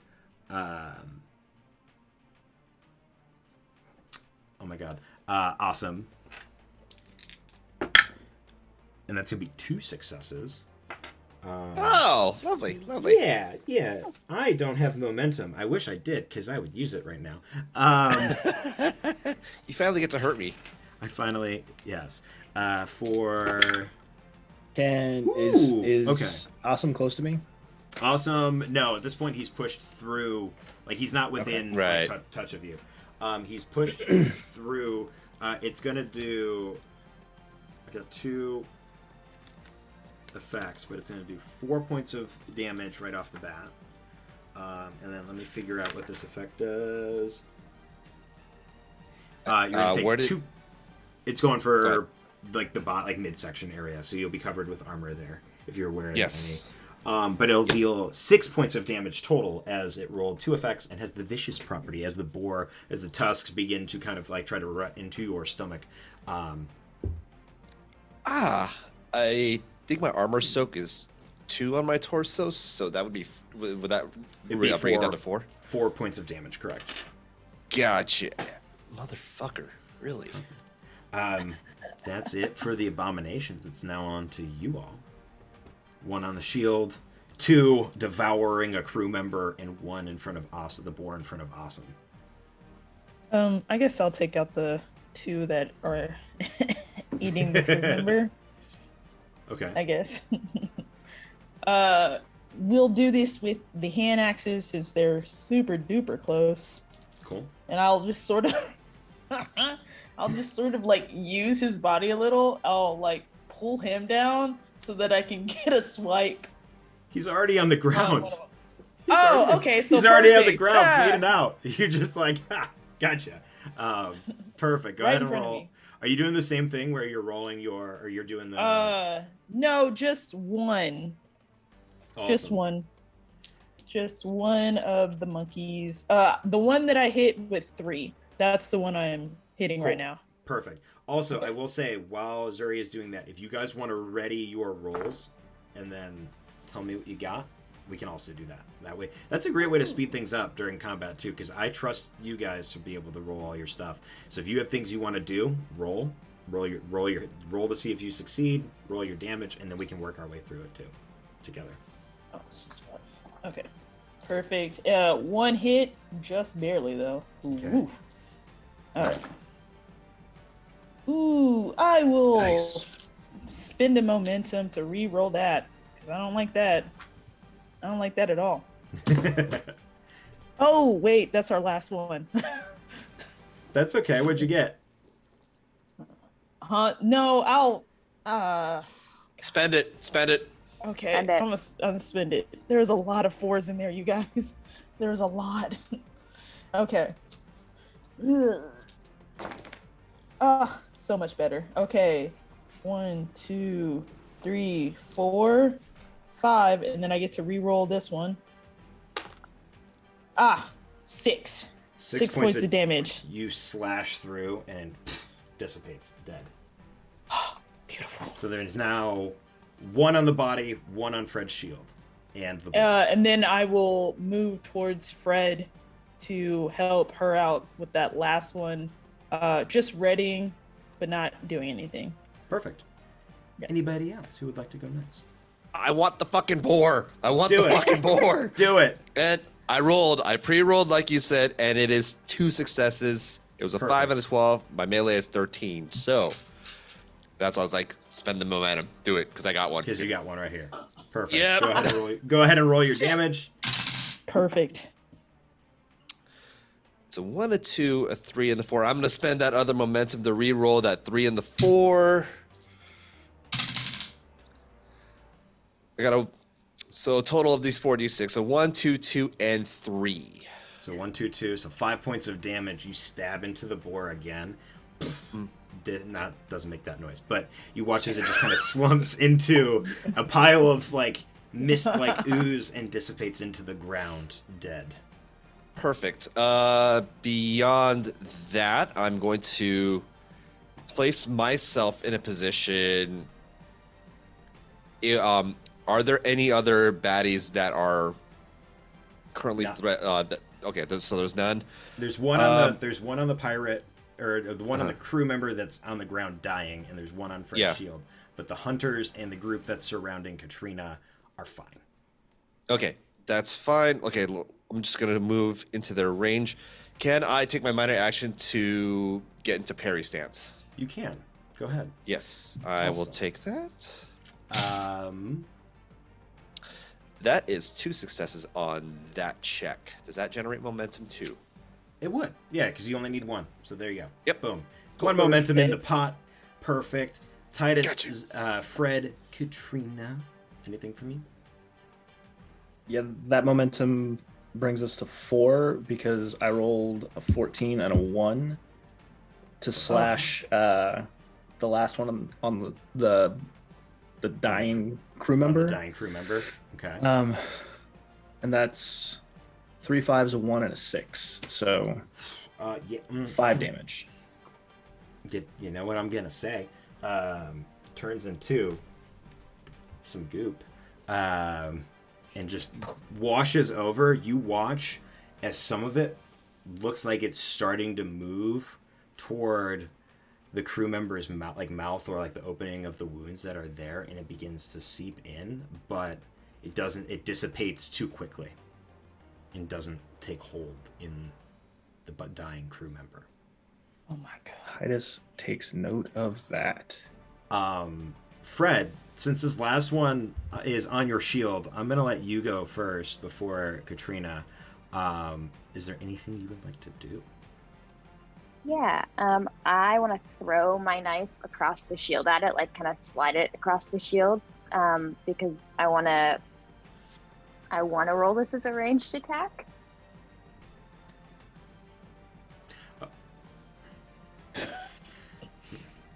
I'm gonna allow it, but I'm gonna okay. Can I describe it? Because I have the perfect vision. Go ahead and roll. Tell me what we got. I have an idea how you can make it ranged. It could be a little bit cooler than you just going like that. But I got you. Don't worry.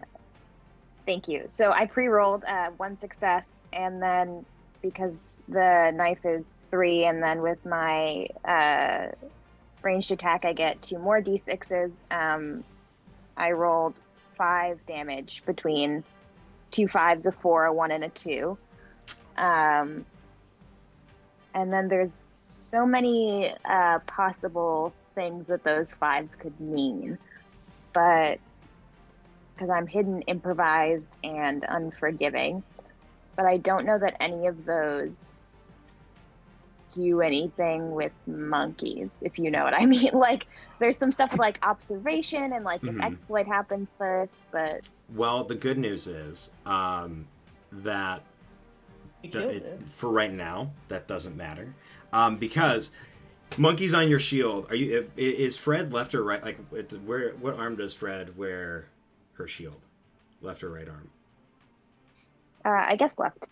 All right. So with your left hand, you take it for a brief moment and you just Captain America style chuck it into the air.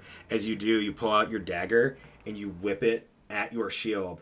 It sticks through this abomination monkey, embedding itself into your shield as the monkey just kind of dissipates off your shield and around your shield with one last screech. Your shield falling and kind of clattering to the ground.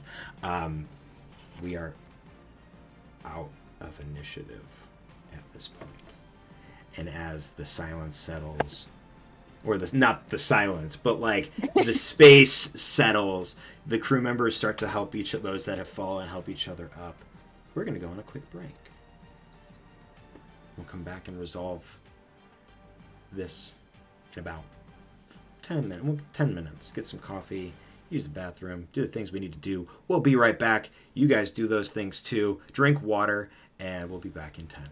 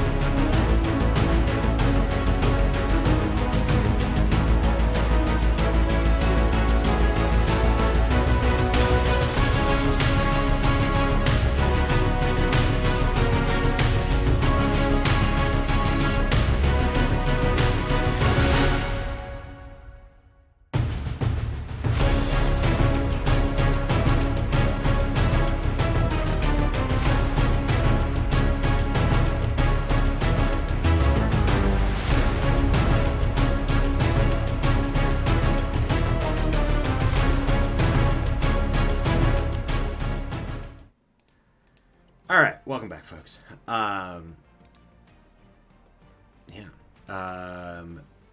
Well, in the midst of the throes between these abominations and yourselves and your crew, Zuri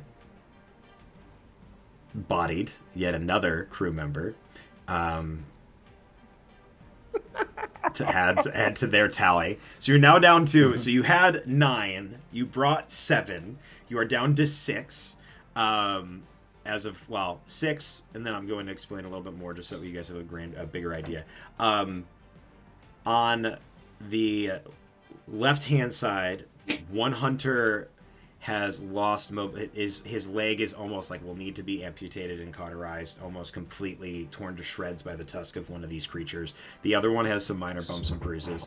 So in terms of party effectiveness, you're down to 5 now.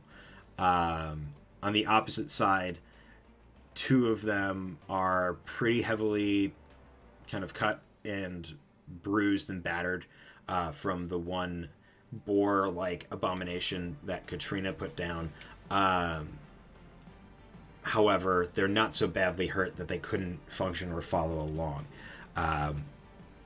But that being said, the abomination's defeated. Is there anything the 5 of you would like to do as the crew starts to kind of gather the dead and eaten body of their one dead crew member and chuck it into the jungle and start to bandage the wound of, or their own wounds and the wounds of the others?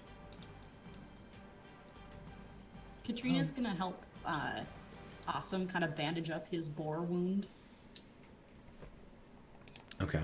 I appreciate it. Thank you. Just not too much time on me. I'm fine. I can handle this. Go help the others. And Asim is gonna look around and just kind of maintain guard, because there were things jumping at us, and now I don't know whenever that's gonna happen again. So, but now Asim's gonna take his place at the front of the group and kind of look at them and be like, all right, whenever we're ready, we gotta keep moving. We gotta keep moving. Okay, perfect. Better to be away from this place. And Tidus kind of looks to Katrina and, can they continue?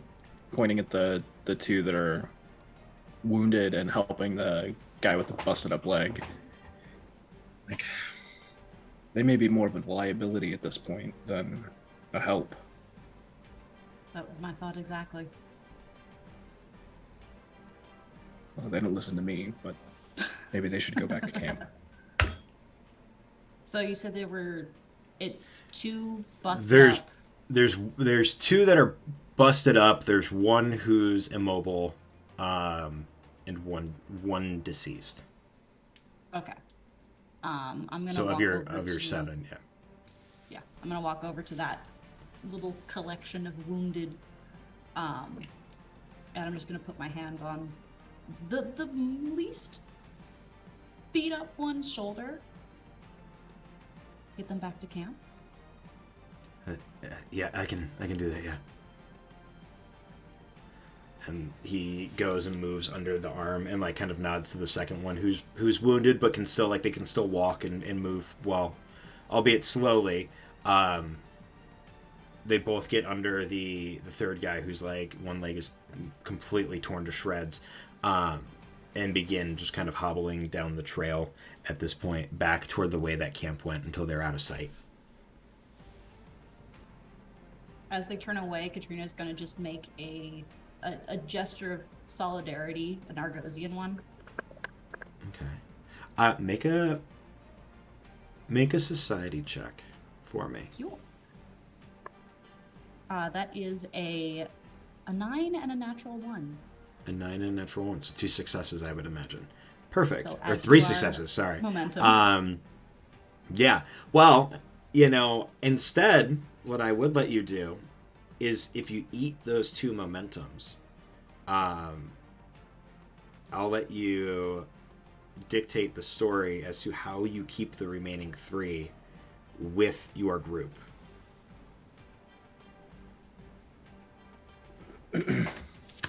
I was gonna have you roll for it, but you rolled so well. So well. That these other three, if you choose to keep, or if you choose to use the 2 momentum you just spent, you can tell me how or why these people are going to stay with you. Yeah, I'll for sure do that. So as I'm making that gesture of solidarity, I keep it up as I turn back to the rest of the group, kind of locking eyes with each of them. At this point, the eyes are back to normal, the teeth are back to normal. But kind of standing very tall and regal. We know that there is something wrong here. And now we know that we must save our own. We cannot leave our men to these horrors, lest they return in a similar fashion.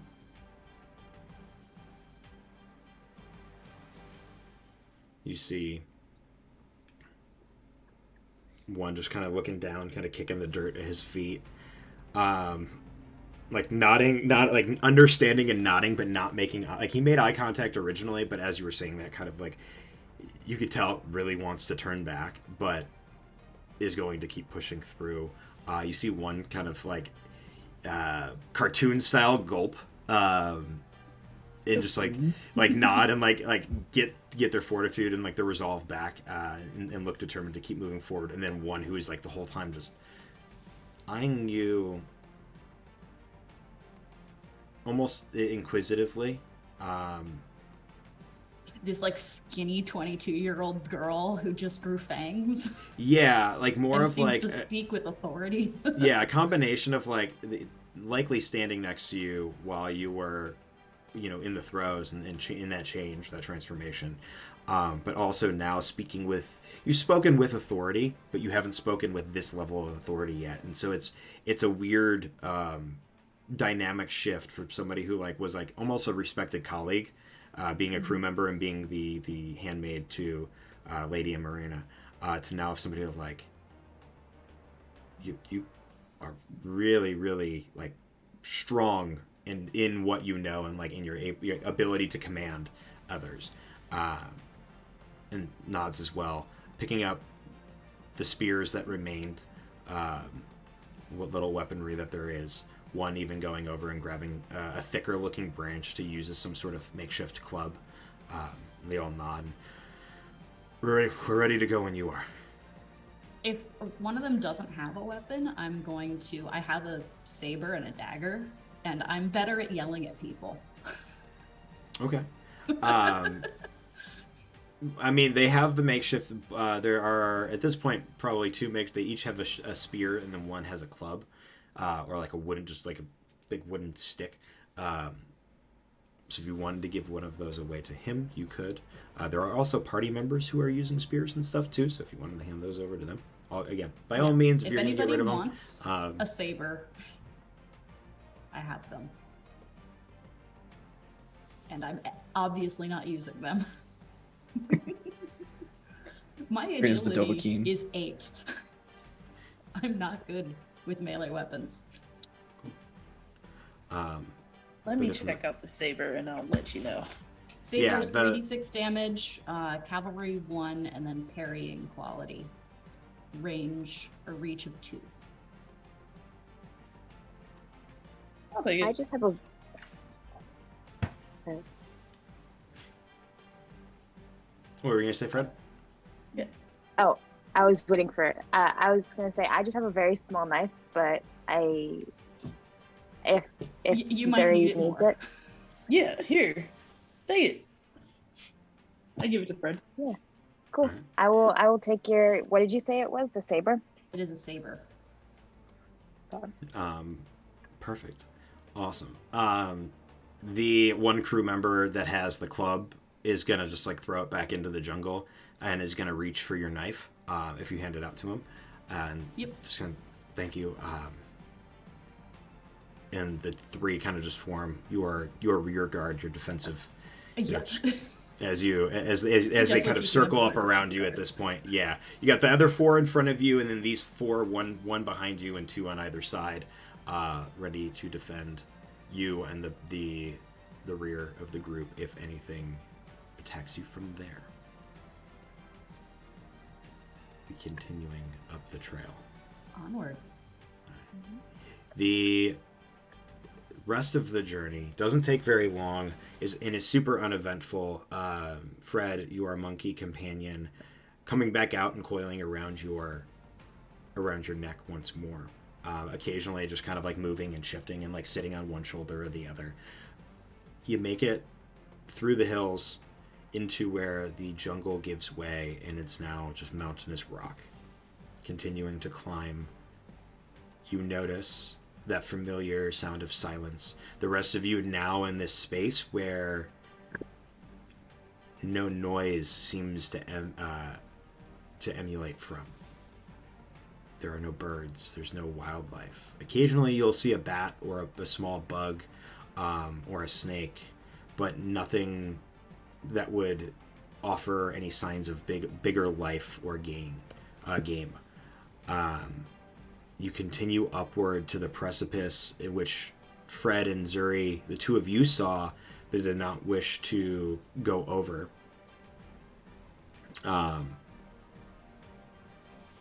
Do you continue? What is the monkey's reaction as we're getting into the zone here? There's a sense of uneasiness. It does, like, if you, it does make noises. Like, it's not like you guys can't talk or there's no ability to speak. It's just that there is no, like, natural noise that's happening, or like background noise that's happening in these moments when you're in this space. So you guys can very much converse. The monkey is very much making little like cooing noises or like little like blips of shrieks or sounds, but nothing that would be like super loud. But in terms of body language, is now becoming a little bit more reserved. Not necessarily scared, but cautious. When it can, it'll wrap itself a little bit tighter or like get underneath the collar of your shirt and armor to loop around. And occasionally, if it has a chance to, will like hop in your pack. More of a sense of like getting itself kind of calm and collected and finding a safe space rather than being out in the open. Yeah, Tidus is keeping one eye on the monkey pretty much all the time now.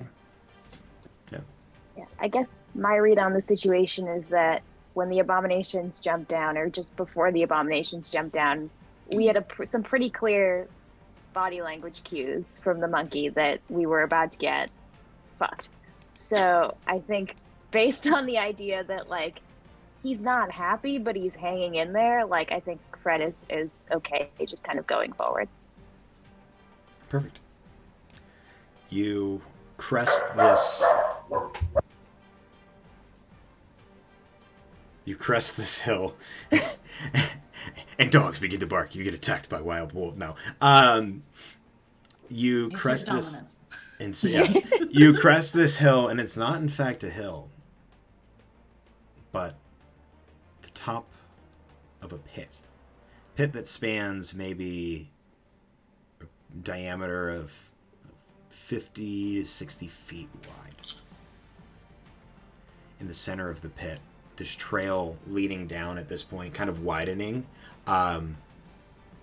is like these somewhat makeshift stone steps make their way down to the center. And in the center, you see a giant work of stone, particularly or likely man-made, an obelisk, if you will, in the center of this pit.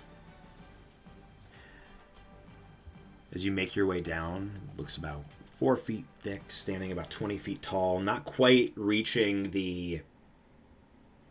It's short enough to not be seen when you are cresting the pit, right? So it's like the pit is definitely like at least 40, 50 feet deep as you make your way down. Pitted and scarred with what look to be symbols of some sort carved with some sort of blade or knife. It's impossible to really tell if it was naturally formed this way, or, like I said, if it was indeed carved. You can see the jagged edges in which something has carved through it, whether it be metal, man, time, and weather. But it's imposing, giving off this focal point for the silence that is surrounding you. The crew that is left surrounding you, Katrina, you can look around and they have a moment of kind of weak-kneed shakiness as they look upon this thing, before looking back at you, stealing their resolve and following you down.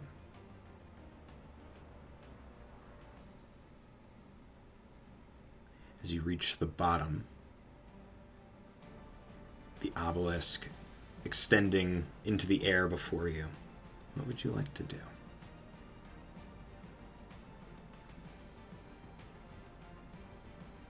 Do I get a sense of any sort of magic emanating off of this obelisk? Make a sorcery for me. That is a natural 1. With 2 successes, you get 2 different vibes.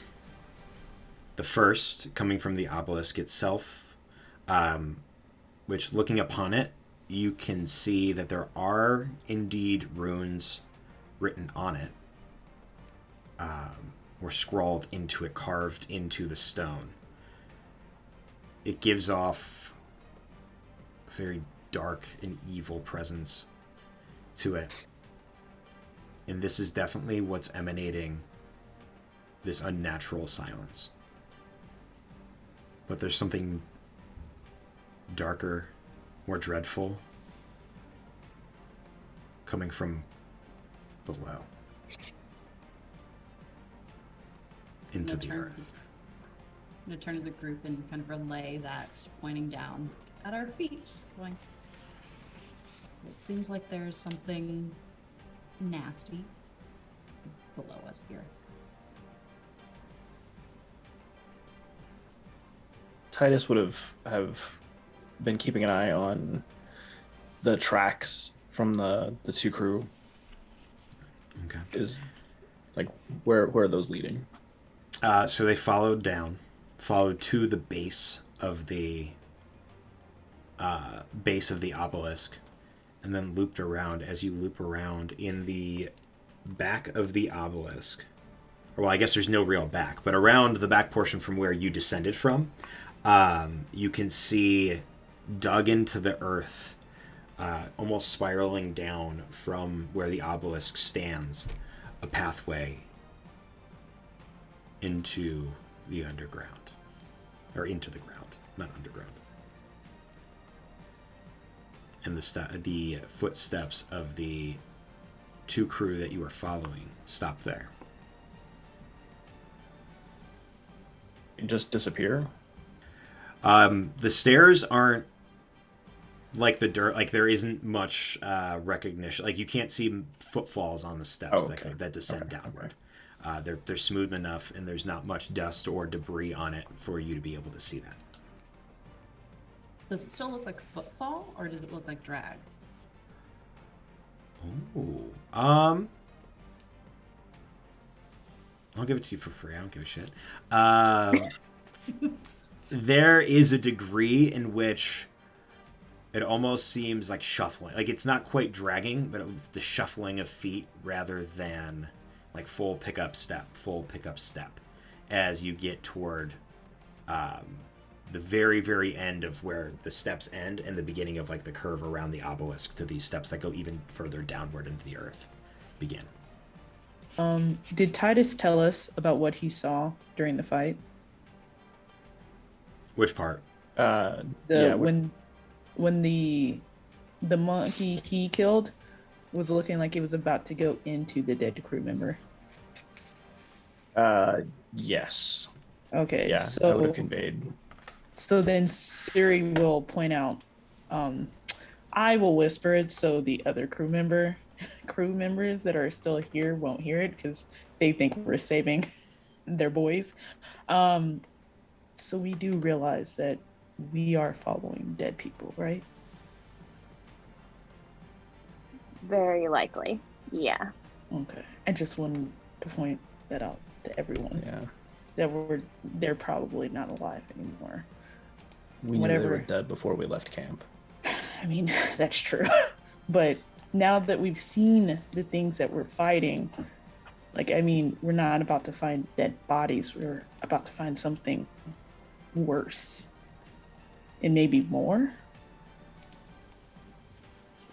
Just wanted to put that on the table. We are getting off this island at some point, but who knows how long that will be. Is it I'd better rather to not leave leave this? the threat. Exactly. Yeah. Absolutely right. Take out We the spear fight and this the now axe. or later. All right. Who's first? Katrina, before you descend, just Excuse because you, Game Master? Decidedly not Katrina's first. no, but before you Whoa. guys head down Person with into 6 hit points. before you guys head down into this space, led by Zuri as always. And by Zuri, I mean the 3 crew members. Accurate. No, they're around me. No, they are. shields. We're Glorified good. meat shields, yeah. Yeah. They don't even have names. It's just Meat Shield 1, MS1, MS2, MS3. Meat Shield and Meat Shield and Meat Shield are their names. No. If you would like, because I want to encourage you to do the sorcery, lore, spooky, wannabe, witchy person things. If you want to give me a lore test to see if you can read anything on the obelisk. Beautiful with my 16 lore. What I will tell you is it's also a daunting or a D3. Okay, then I'm going to need to use a fortune point for Yeah, that. use that. Um, Do the thing. Do the thing. Because I would have only had 2 successes. You use your fortune point. Yes. You get a momentum into the pool. We're full. If you were to go about looking at this obelisk, how would you go about it? Yeah, so how would you... Wow, why did I make that question way longer than it should have been? How would you go about looking at the obelisk and inspecting the obelisk? She's going to start off with the runes, kind of seeing if she recognizes any of the enchantments that were used, and kind of following them around the obelisk, seeing where they, like, even just the shaping of them, the patterns of them, if they're leading into the tunnel, if they're going upwards to the top of the obelisk. Okay. As you follow around, you see the word kind of closer to the base of the obelisk. Sacrifice. You continue to loop around, and you see... Go ahead and roll a D4 for me. You probably don't have a 4. D6 divided by 2. We'll do that since you guys have D6s readily accessible. 1. 1.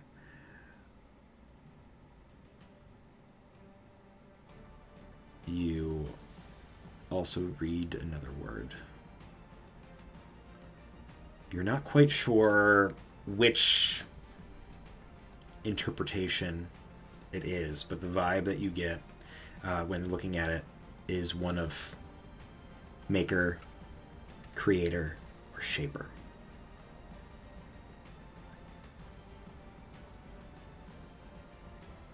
They seem to be closer to the base of the obelisk. Not necessarily in any sort of pattern, more as if they were just carved into the stone as a written ledger of fact of whatever lies below. Does it look like the rune for sacrifice has any marking or dry, crusty blood on it? It does not. It's not an act. It's just a informational rune, not a. Correct. It's an instruction manual. Yeah.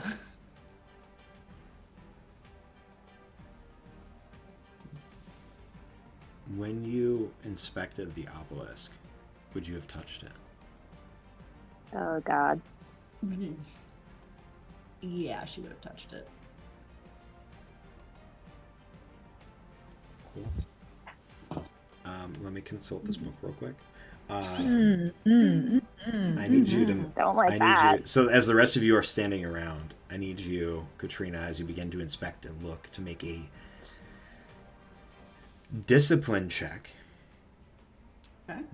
Daunting. D3. Yep. God, spend another fortune, please. Well, Yeah. one of them was a nat 1, so. Aye. There we go. And the other one was a 10, which is one below what I needed. So you, okay, hang on. I'm reading through because there's a lot of moving pieces here. And while I know it, I want to make sure that I'm doing it correctly. So you suffer 1 point of damage toward your resolve. Okay, that's fine. I got plenty resolve. Your girl's Damn, got that would've 11 been- resolve. That would have been a lot. Of Nice. That would have been a lot of damage if you would have failed.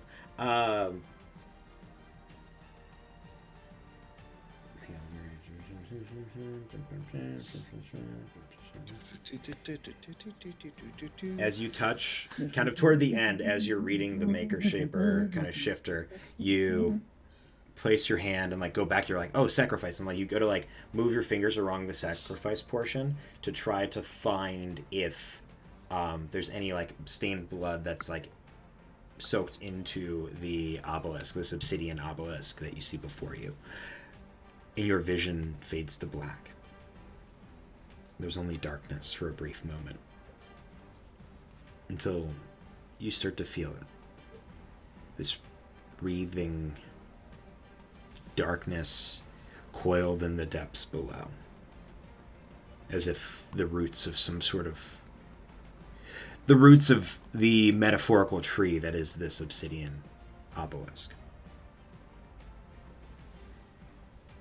You see, your vision flashes as you see these hunched, hairy men finding and touching this very similar obelisk, falling and shrieking, fleeing fearfully from it. They soon come back with one of their own, bound, gagged, leaving it at the tunnel beside the obelisk. This repeats throughout time as these hunched and hairy men eventually grow and adapt and become more like the men that you know today, until they form civilization, clothing and jewelry, armaments and weapons, and there's a process in which they now follow, a cult, if you will, to this thing, as they live on this island alongside of it. The sacrifices continue. There's no recorded amount of time, at least in your visions, that you can see in between sacrifice to sacrifice, but you see each and every one throughout time, as one after another is brought and left at the mouth of this pathway down into the depths. The party that brought the sacrifice leaving it there and returning back to their homes, to their docks, to their ships. Eventually, their ships become big enough and they become bold enough to leave the island. But they always return, bringing a body. This time not one of their number, but one or many from abound. Until one day, they just stop. In the darkness, these roots below linger in the silence and in the cold, growing hungrier and hungrier. Till one day, they begin reaching out into the jungle itself. Your vision fades to black once more, and you come back to your body. Shakes her head for a second, hand very much jolting off of the obelisk. No one touch. No touch. Okay.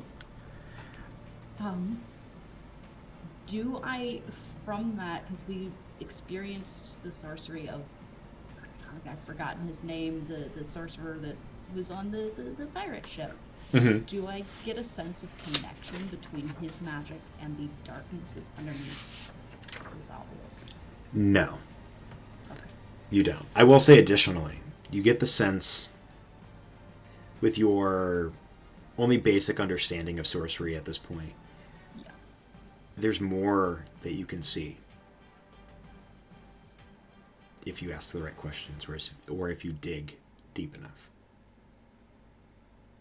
But the connection is physical with the obelisk. Yeah. Yep.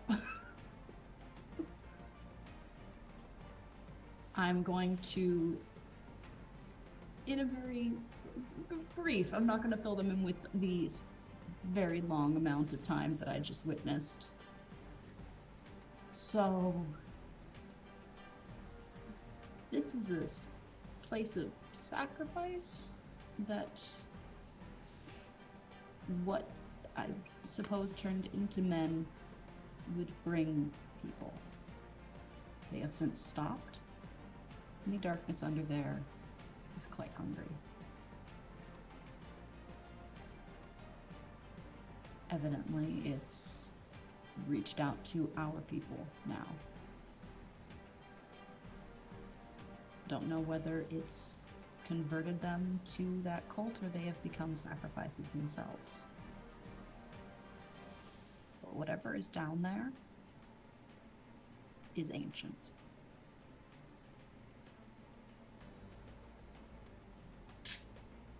Right. Also, no one touched the obelisk. I know I already said it, but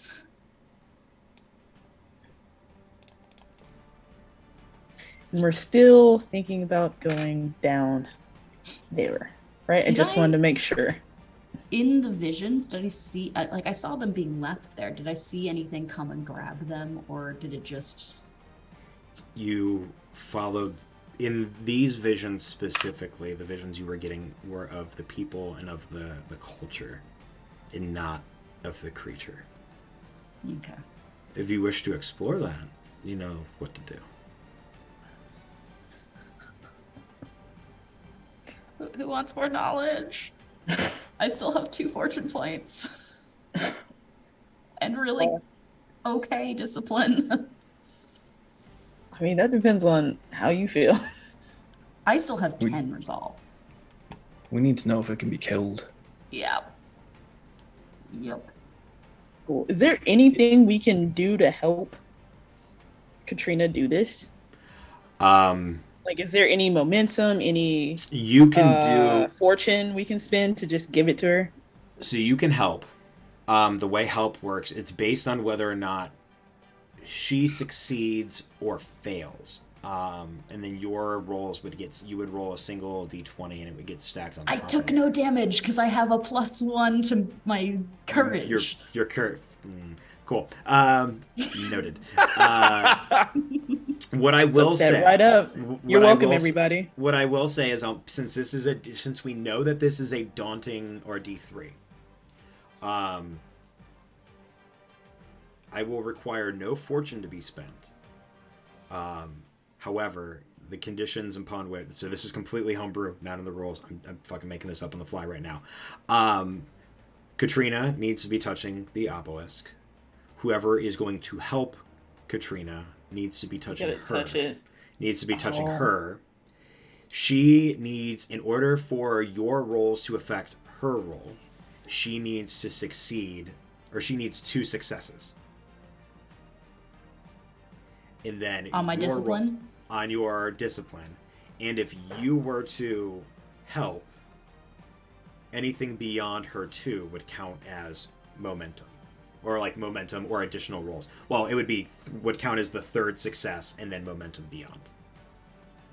We also can use some momentum for confidence, so that'll gain 1d6 of morale soak per momentum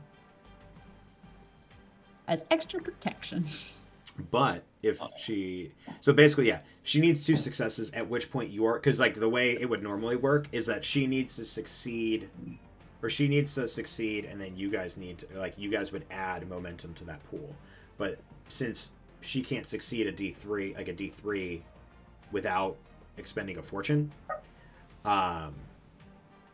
it will be she gets 2 successes, and then any successes you guys would get would stack on, so you'd get 3, and then from beyond 3 would be momentum.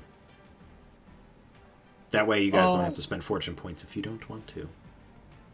Whatchamacallit, would we be rolling discipline as well if we were to help? You would roll your discipline, correct. Now here's the thing. If she succeeds her 2, you failing your discipline means nothing. If she fails, is the only way that you would be affected by helping her. And you would want us all to make these calls before she rolls, yeah? Correct. So you would roll. So what would happen is you would declare that you're helping. You would roll your d20s, and then she would roll her 2 d20s.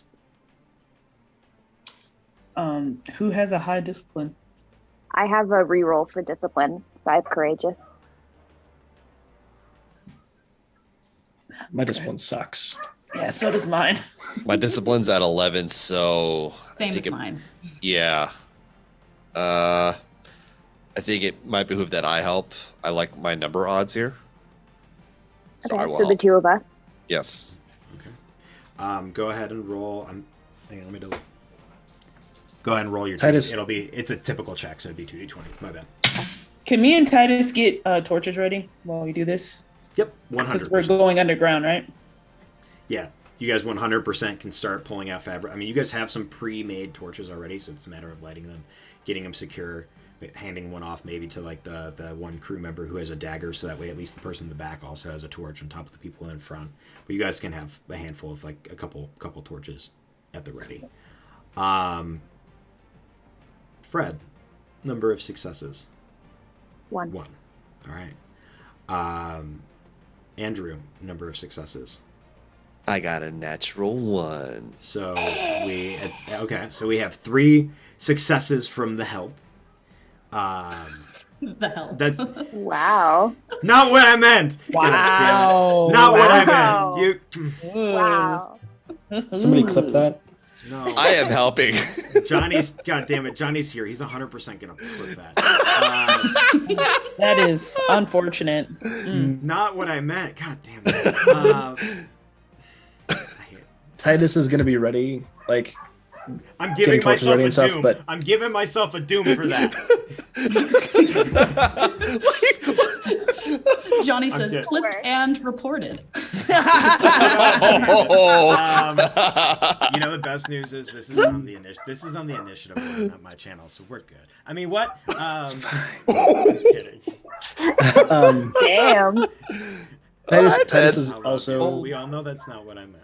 Fuck you. Cold. I know. I love Yeah. you. All right. Tidus is going to be ready to just grab Asim and Katrina and pull them away from the obelisk if anything gets weird. Not that it's already weird. Yeah, well, weirder. Katrina, how many successes did you get? 2. All right, so 2 plus 1. Or 2 plus your 3 from those Plus 3. from those helping. Can we immediately use the momentum that Asim just got because we're capped out?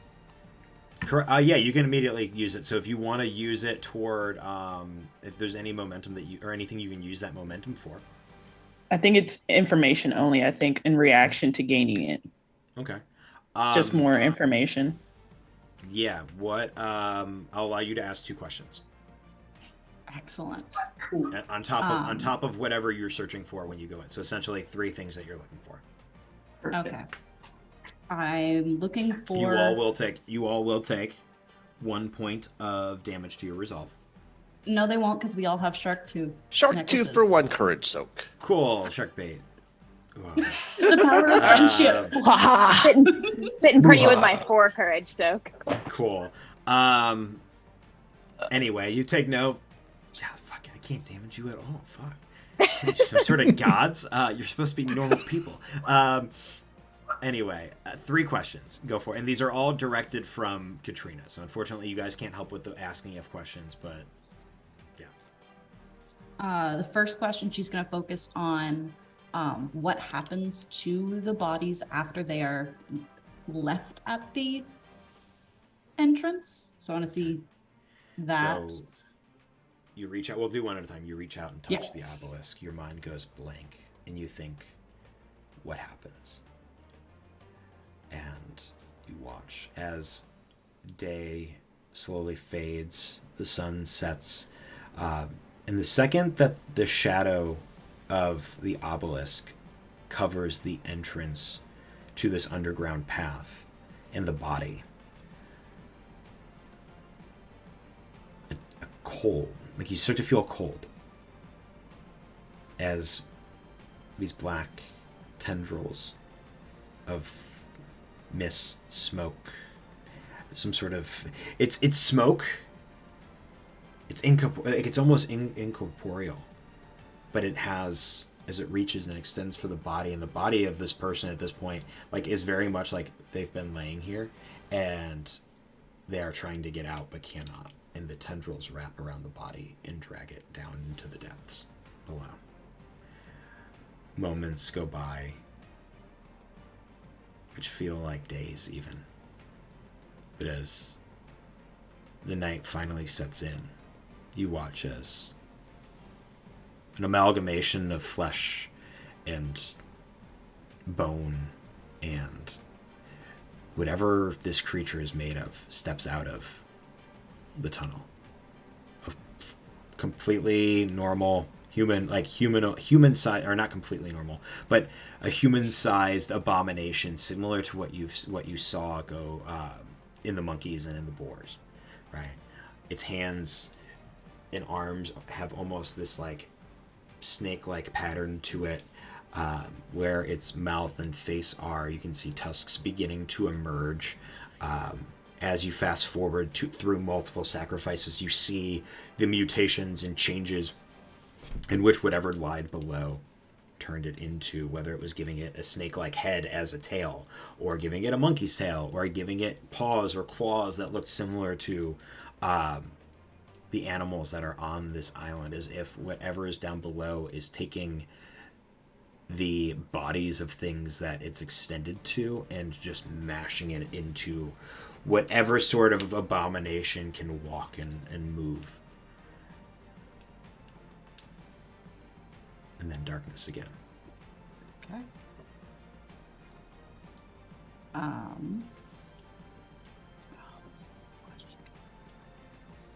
Second question is going to be, has anyone tried to harm this thing in the past?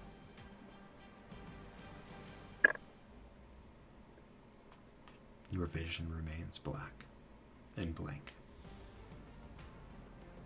First time for everything. I throw my d20 on the ground. Okay. One more question.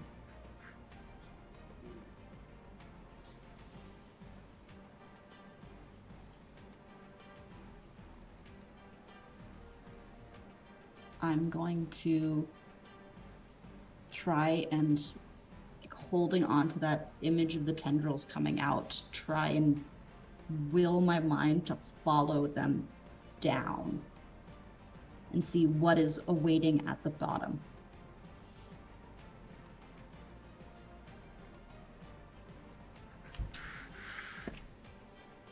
you extend your vision, your mind, down into the depths, following.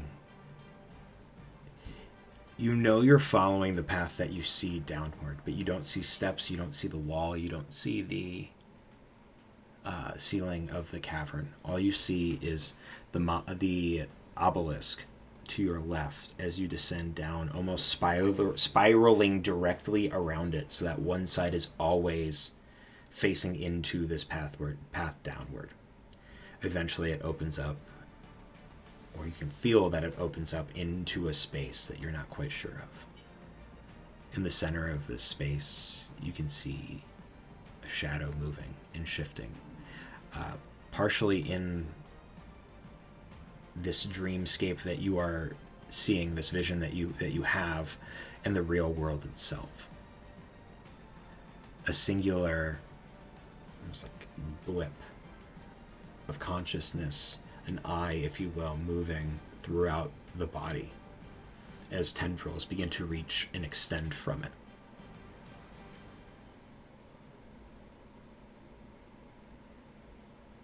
There's no definite mass to it. There's no body, if you will. It's just one being, one entity with a roving mind.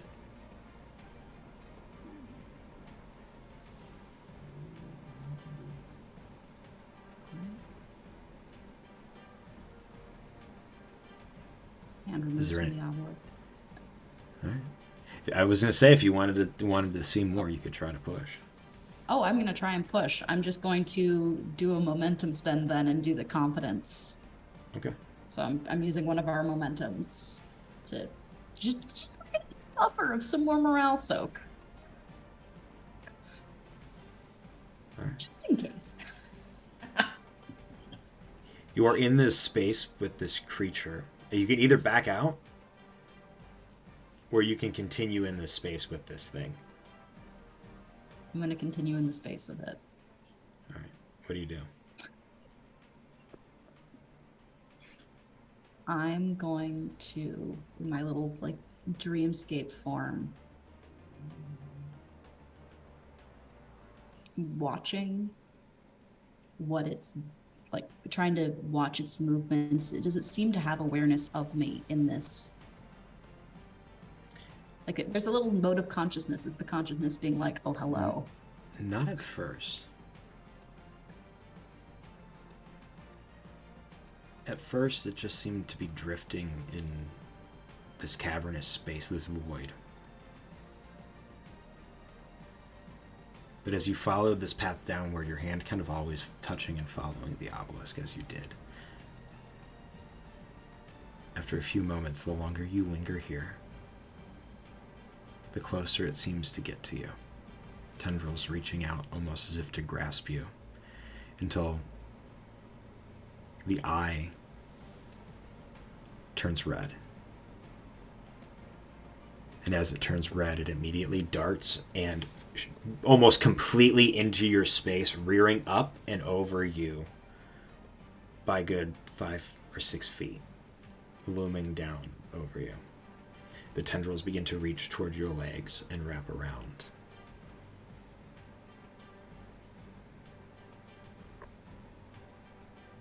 What do you do? I'm going to look at the eye and mustering all the courage I can. Who are you? Make a and for Asim and Fred, at this point you have the freedom to release your hands from Katrina if you wish, as she's about to make a daunting, or not a daunting, whatever comes after daunting. Now I need to consult the rules. A dire D4 roll. So you can stay and remain. Is there any like physical have or fortune. outward, like any kind of outward indication of what's going on for those of us that are not like in this? In this, for those looking closely, You can see blood beginning to drip out of Katrina's nose. A little bit, starting to fill into where her tear ducts would come from, like where the like your tears would come from in the tear ducts, and begin to well up. Not fully breaching over and around her eyes yet, but her eyes are rolled back, almost like milk white, as she sees this vision.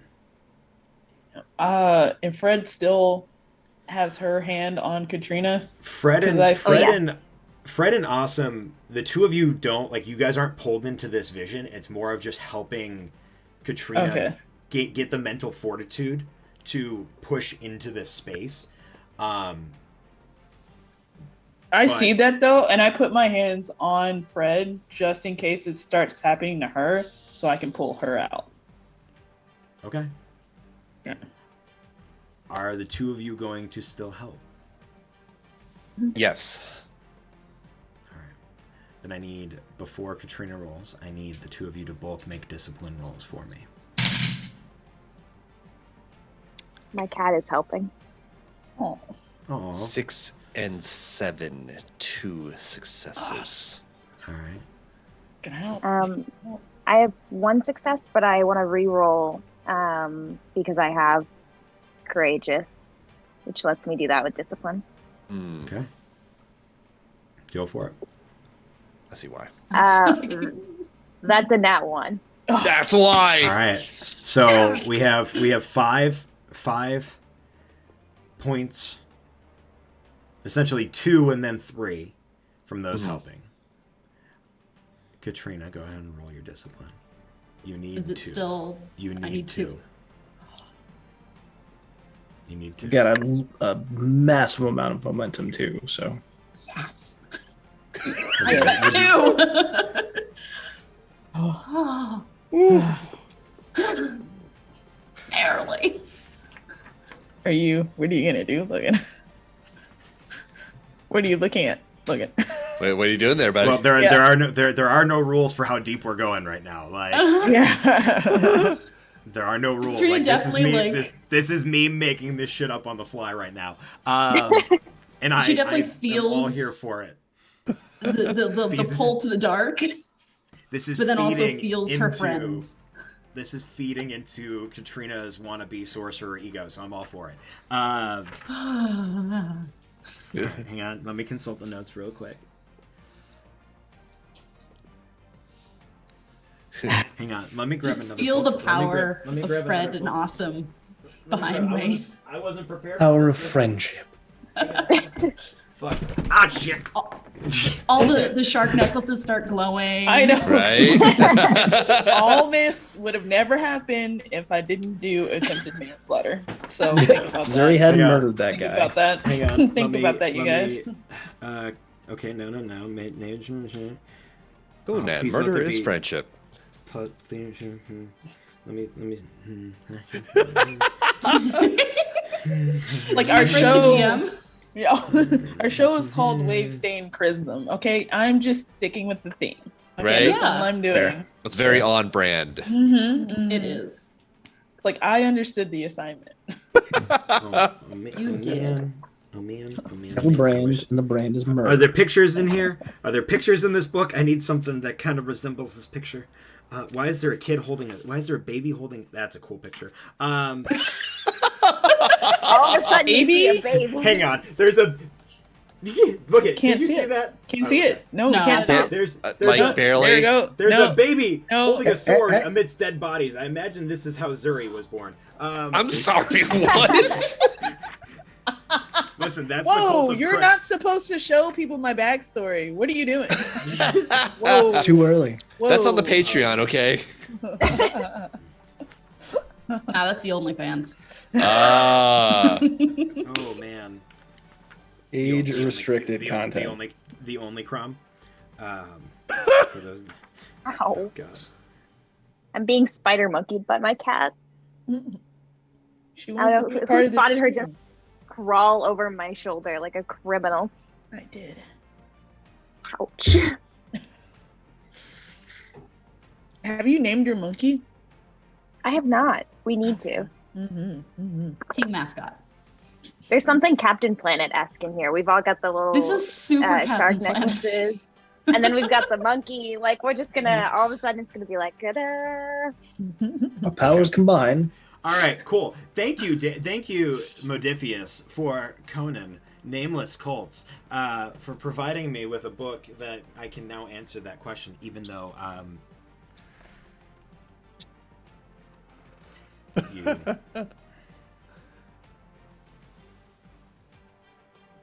stare into it, asking for its name. The eye softens into, like, changes color and softens from this intense red, this angry red, to a lighter, almost like pinkish color as it's beginning to transition back to the white that you had saw it in when you first entered this space. You don't get words, more flashes of images that connect and form into words in your mind. This creature, this thing, is never given a proper name. It is an extension on this earth of something far greater and older than even you can comprehend. No mortal mind has seen it. No mortal mind has experienced it. And one day it will come back. This creature is the mother of abominations, the spawn of an old one, set to lay a path not only on this island, but on this world for what may come one day.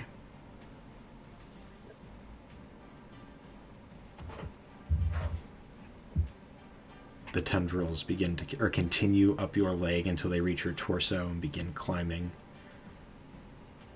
holding you to the ground.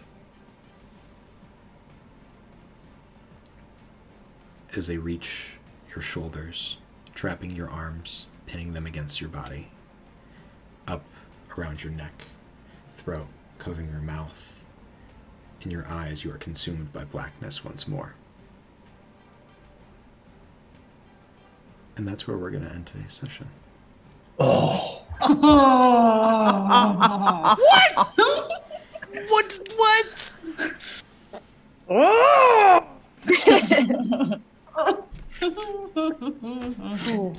End scene. No. Get killed by Cthulhu. Very Yeah. spicy. Just like 5 more hours. That's all. That's Yeah. we can. Danny, nothing planned for the day. Danny, if Danny is listening or watching this, he knows of a set of dice in which I was going to send him like pre-pandemic, or no, actually it was post-pandemic, or during the pandemic. But I was going to send him a set of dice that had a certain old one on it. That old one also coincidentally happens to have similar features as to what we're facing. And so I now get to finally use the set of dice that I bought for myself that I was then going to gift to somebody else that now I'm going to use for this game. So, cool beans. Yeah, full circle. Danny, I will pay you $20 for the stat block on whatever that is. Danny, I just want a picture. That's all I want. I just want a picture. Danny, I will stop running Conan right now if you give any information to Tristan. This will be the last session. Damn. Cliffhanger. No. Nobody knows what happens ever. know. I couldn't do that. No, but let's quickly go around the horn once more. Starting with the wonderful Shelby. Tell us who you are, what you do, where we can find you, all the wonderful information about you. Date of birth, Yes. social security number, you know. Ooh, maybe not all that, but you know what? I'll get pretty personal. My favorite color is blue. I'm about to go to an Alice in Wonderland scavenger hunt today after this. Oh yeah. That sounds like fun. And I live in Fort Worth, Texas, so that's real personal. But also less personal. You can find me on all my socials as Wish Warlock. This coming week, the podcast I'm on with my best friend Haley Schumacher, Whiskey Reacts. We should be dropping another episode. We're trying to get back into it. You know, life comes at you fast, so we're trying to catch up. But please keep up to date on our socials. We'll tell you when it's going to drop. It should be a good one, because you know we're getting back to what we love: drinking whiskey and reacting to things. You love to see it. And stay tuned for some stuff coming up as I look at Aislinn. Ooh, yes, yes. So yeah, stay tuned, you guys. It's gonna be fun, and I'm super excited. Hell yeah. Moving on down to Katie. As my cat decides to try and throw everything off my shelves, I will try and give the the full spiel here, which is that I am not as exciting to follow as other folks, but I primarily am a journalist rather than a person in the TTRPG space. So if you're interested in reading some of what I do, I'm over on Twitter at KHWalsh _, Walsh, WALSH, and I will not be handing over my location and or social security number, unlike Shelby. But you know, to each their own. Fort Worth is really big. It's really big. Yeah, it's super big. Yeah, isn't it So like isn't it big. like 2 hours to get, or 2 hours or something, to get from one end to the other? Yes. Which is crazy. Technically, it's the DFW area, so Dallas, Fort Worth. So that's even That's bigger. huge. Ha, ha. That's like a whole As county. I Or start, multiple. so as I start thinking about ways I should probably move now. Okay. Yeah. Nice. Hell yeah. On that note, Andrew, talk about you. Hi, everyone. I'm Andrew J. Alandy. I'm also in the chat, sometimes known as Duralath if you follow fighting games, but you could follow me Twitter, Instagram, and Twitch now at Andrew J. Alandy. It kind of made it all one scope there.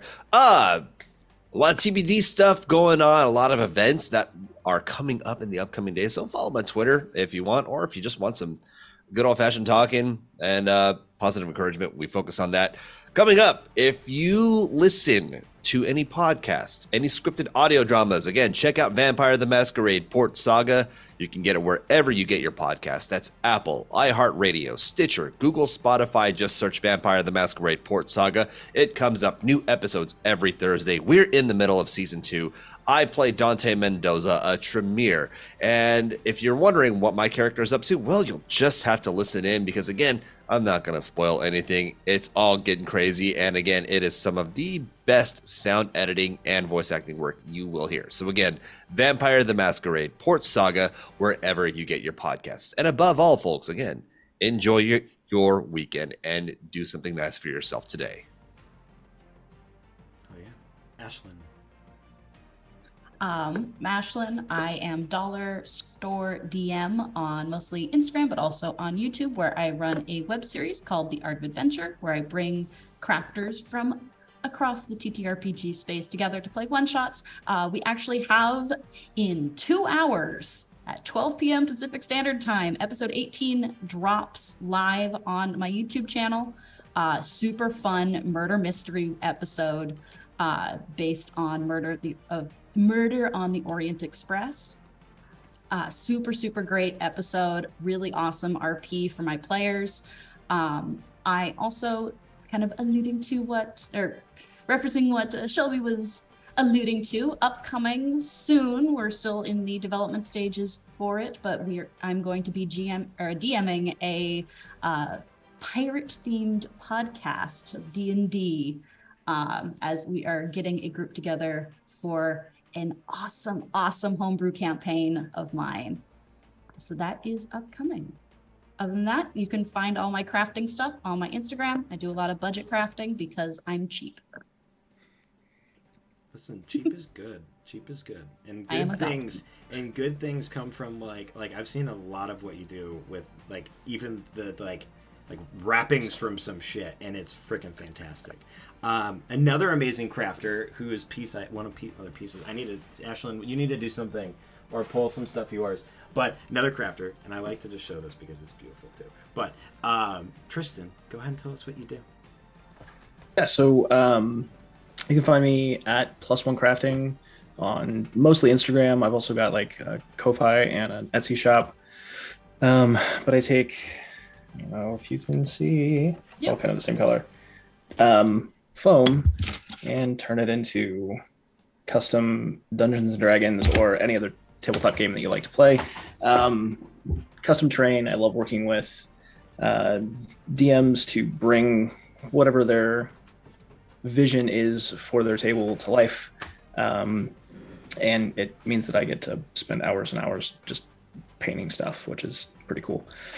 I also have another game outside of Conan coming up. I'm not going to spoil too much, but it is somebody else on the screen right now that I get to play with, which I'm super excited about. Yeah, that's kind of, I like noodles. My favorite color is green. I have a dog. I don't know what else you need to know, really. Thank you for getting personal with me. Yeah. Solidarity, you know? Oh, yeah. And I am your GM for today, Logan Hanley, Social Security number 123456789. If that actually works, I would be surprised. My favorite the first color, ever human. my my favorite color is blue. I live outside of Philadelphia. Cool. I'm also the innkeeper over at the Red Hare Inn, where we do D&D 5e, homebrew, one-shots, mini-series, our flagship campaign, the Ecrium Expeditions, and as of a couple days ago, doing community games through the DSLU, or the Dungeoneering, Slaying, and Looting Union, where I'll be running one-shots and small adventures for folks in the Red Herring community who want to play some D&D and not truly full campaign, more West Marches style, but yeah, something we're trying out to get going. So if you're interested in that, want to play more games without the commitment of having to meet every single time, feel free to hop in. That's what we do. Sponsors for the initiative order before we log off for the day. Session Zero Clothing, D&D inspired streetwear, absolutely wonderful clothing brand. I have a few of their shirts. I have a Lolth one that I really, really like. Use the word order, all caps, for 15% off of your order. Next, Norse Foundry, Artisan Dice makers that use the code TO15 at checkout for 15% off. Next, Mithril Armory, the makers of the amazing 10d20s. And Sketchbook, Sketch Dice. Why can't I read? Use the code initiative, all caps, for 10% off at their web store. 10d20 is really cool. It's like a little puzzle thing you put together, and at the end you get a d20 to keep, and it's really fun. And then last but not least, Umbral Oculus Die, a wonderful eldritch being, Taryn Hackett, of the Initiative Order, also a member of the adventuring party, the Barefoot Bandits, over at the Red Hare Inn. Amazing human being, makes beautiful, I only have the D20s, but beautiful sets of hand-poured, polished, artisanal dice. Use the code INITIATIVE for 10% off a full set of dice in her store. And I believe she is getting ready to do another full launch here, a full launch of dice soon. So check out what she has. Follow her on the socials for when she puts out more dice. They're absolutely beautiful. But at least recommend you having one set of Umbral Oculus dice in your repertoire, if not all of them. But yeah, that's it for gorgeous. They're so absolutely good. well made. They're so good. They never roll well for me, but that's because They roll excellent at this game. But that's because for this game they do. This is actually the one game where they roll well. The 2d20 system. Excellent. In Ecrium, where I'm rolling a single d20 against their crafter and creator, not so well. But that's the bane of using dice that were crafted and honestly probably cursed by Taryn. But yeah. Anyway, thank you all for joining us today. As Andrew said, go out, enjoy your weekends, do the things. Make sure you guys drink water, stay safe. Don't do anything we wouldn't do, which leaves it very broadly open for interpretation. Especially since we deal with elder horrors, so yeah, especially since what Shelby did during break was like 11 a.m. her time. That sounds so vague and worrying. Yep, there we go. Don't do what we would do. But we will see you. Well, check the socials for when we'll be back. More likely than not in 2 weeks. But life happens, and the game can wait when life happens. So make sure to take care of yourself, enjoy your weekends, and stay safe, friends. Until next time.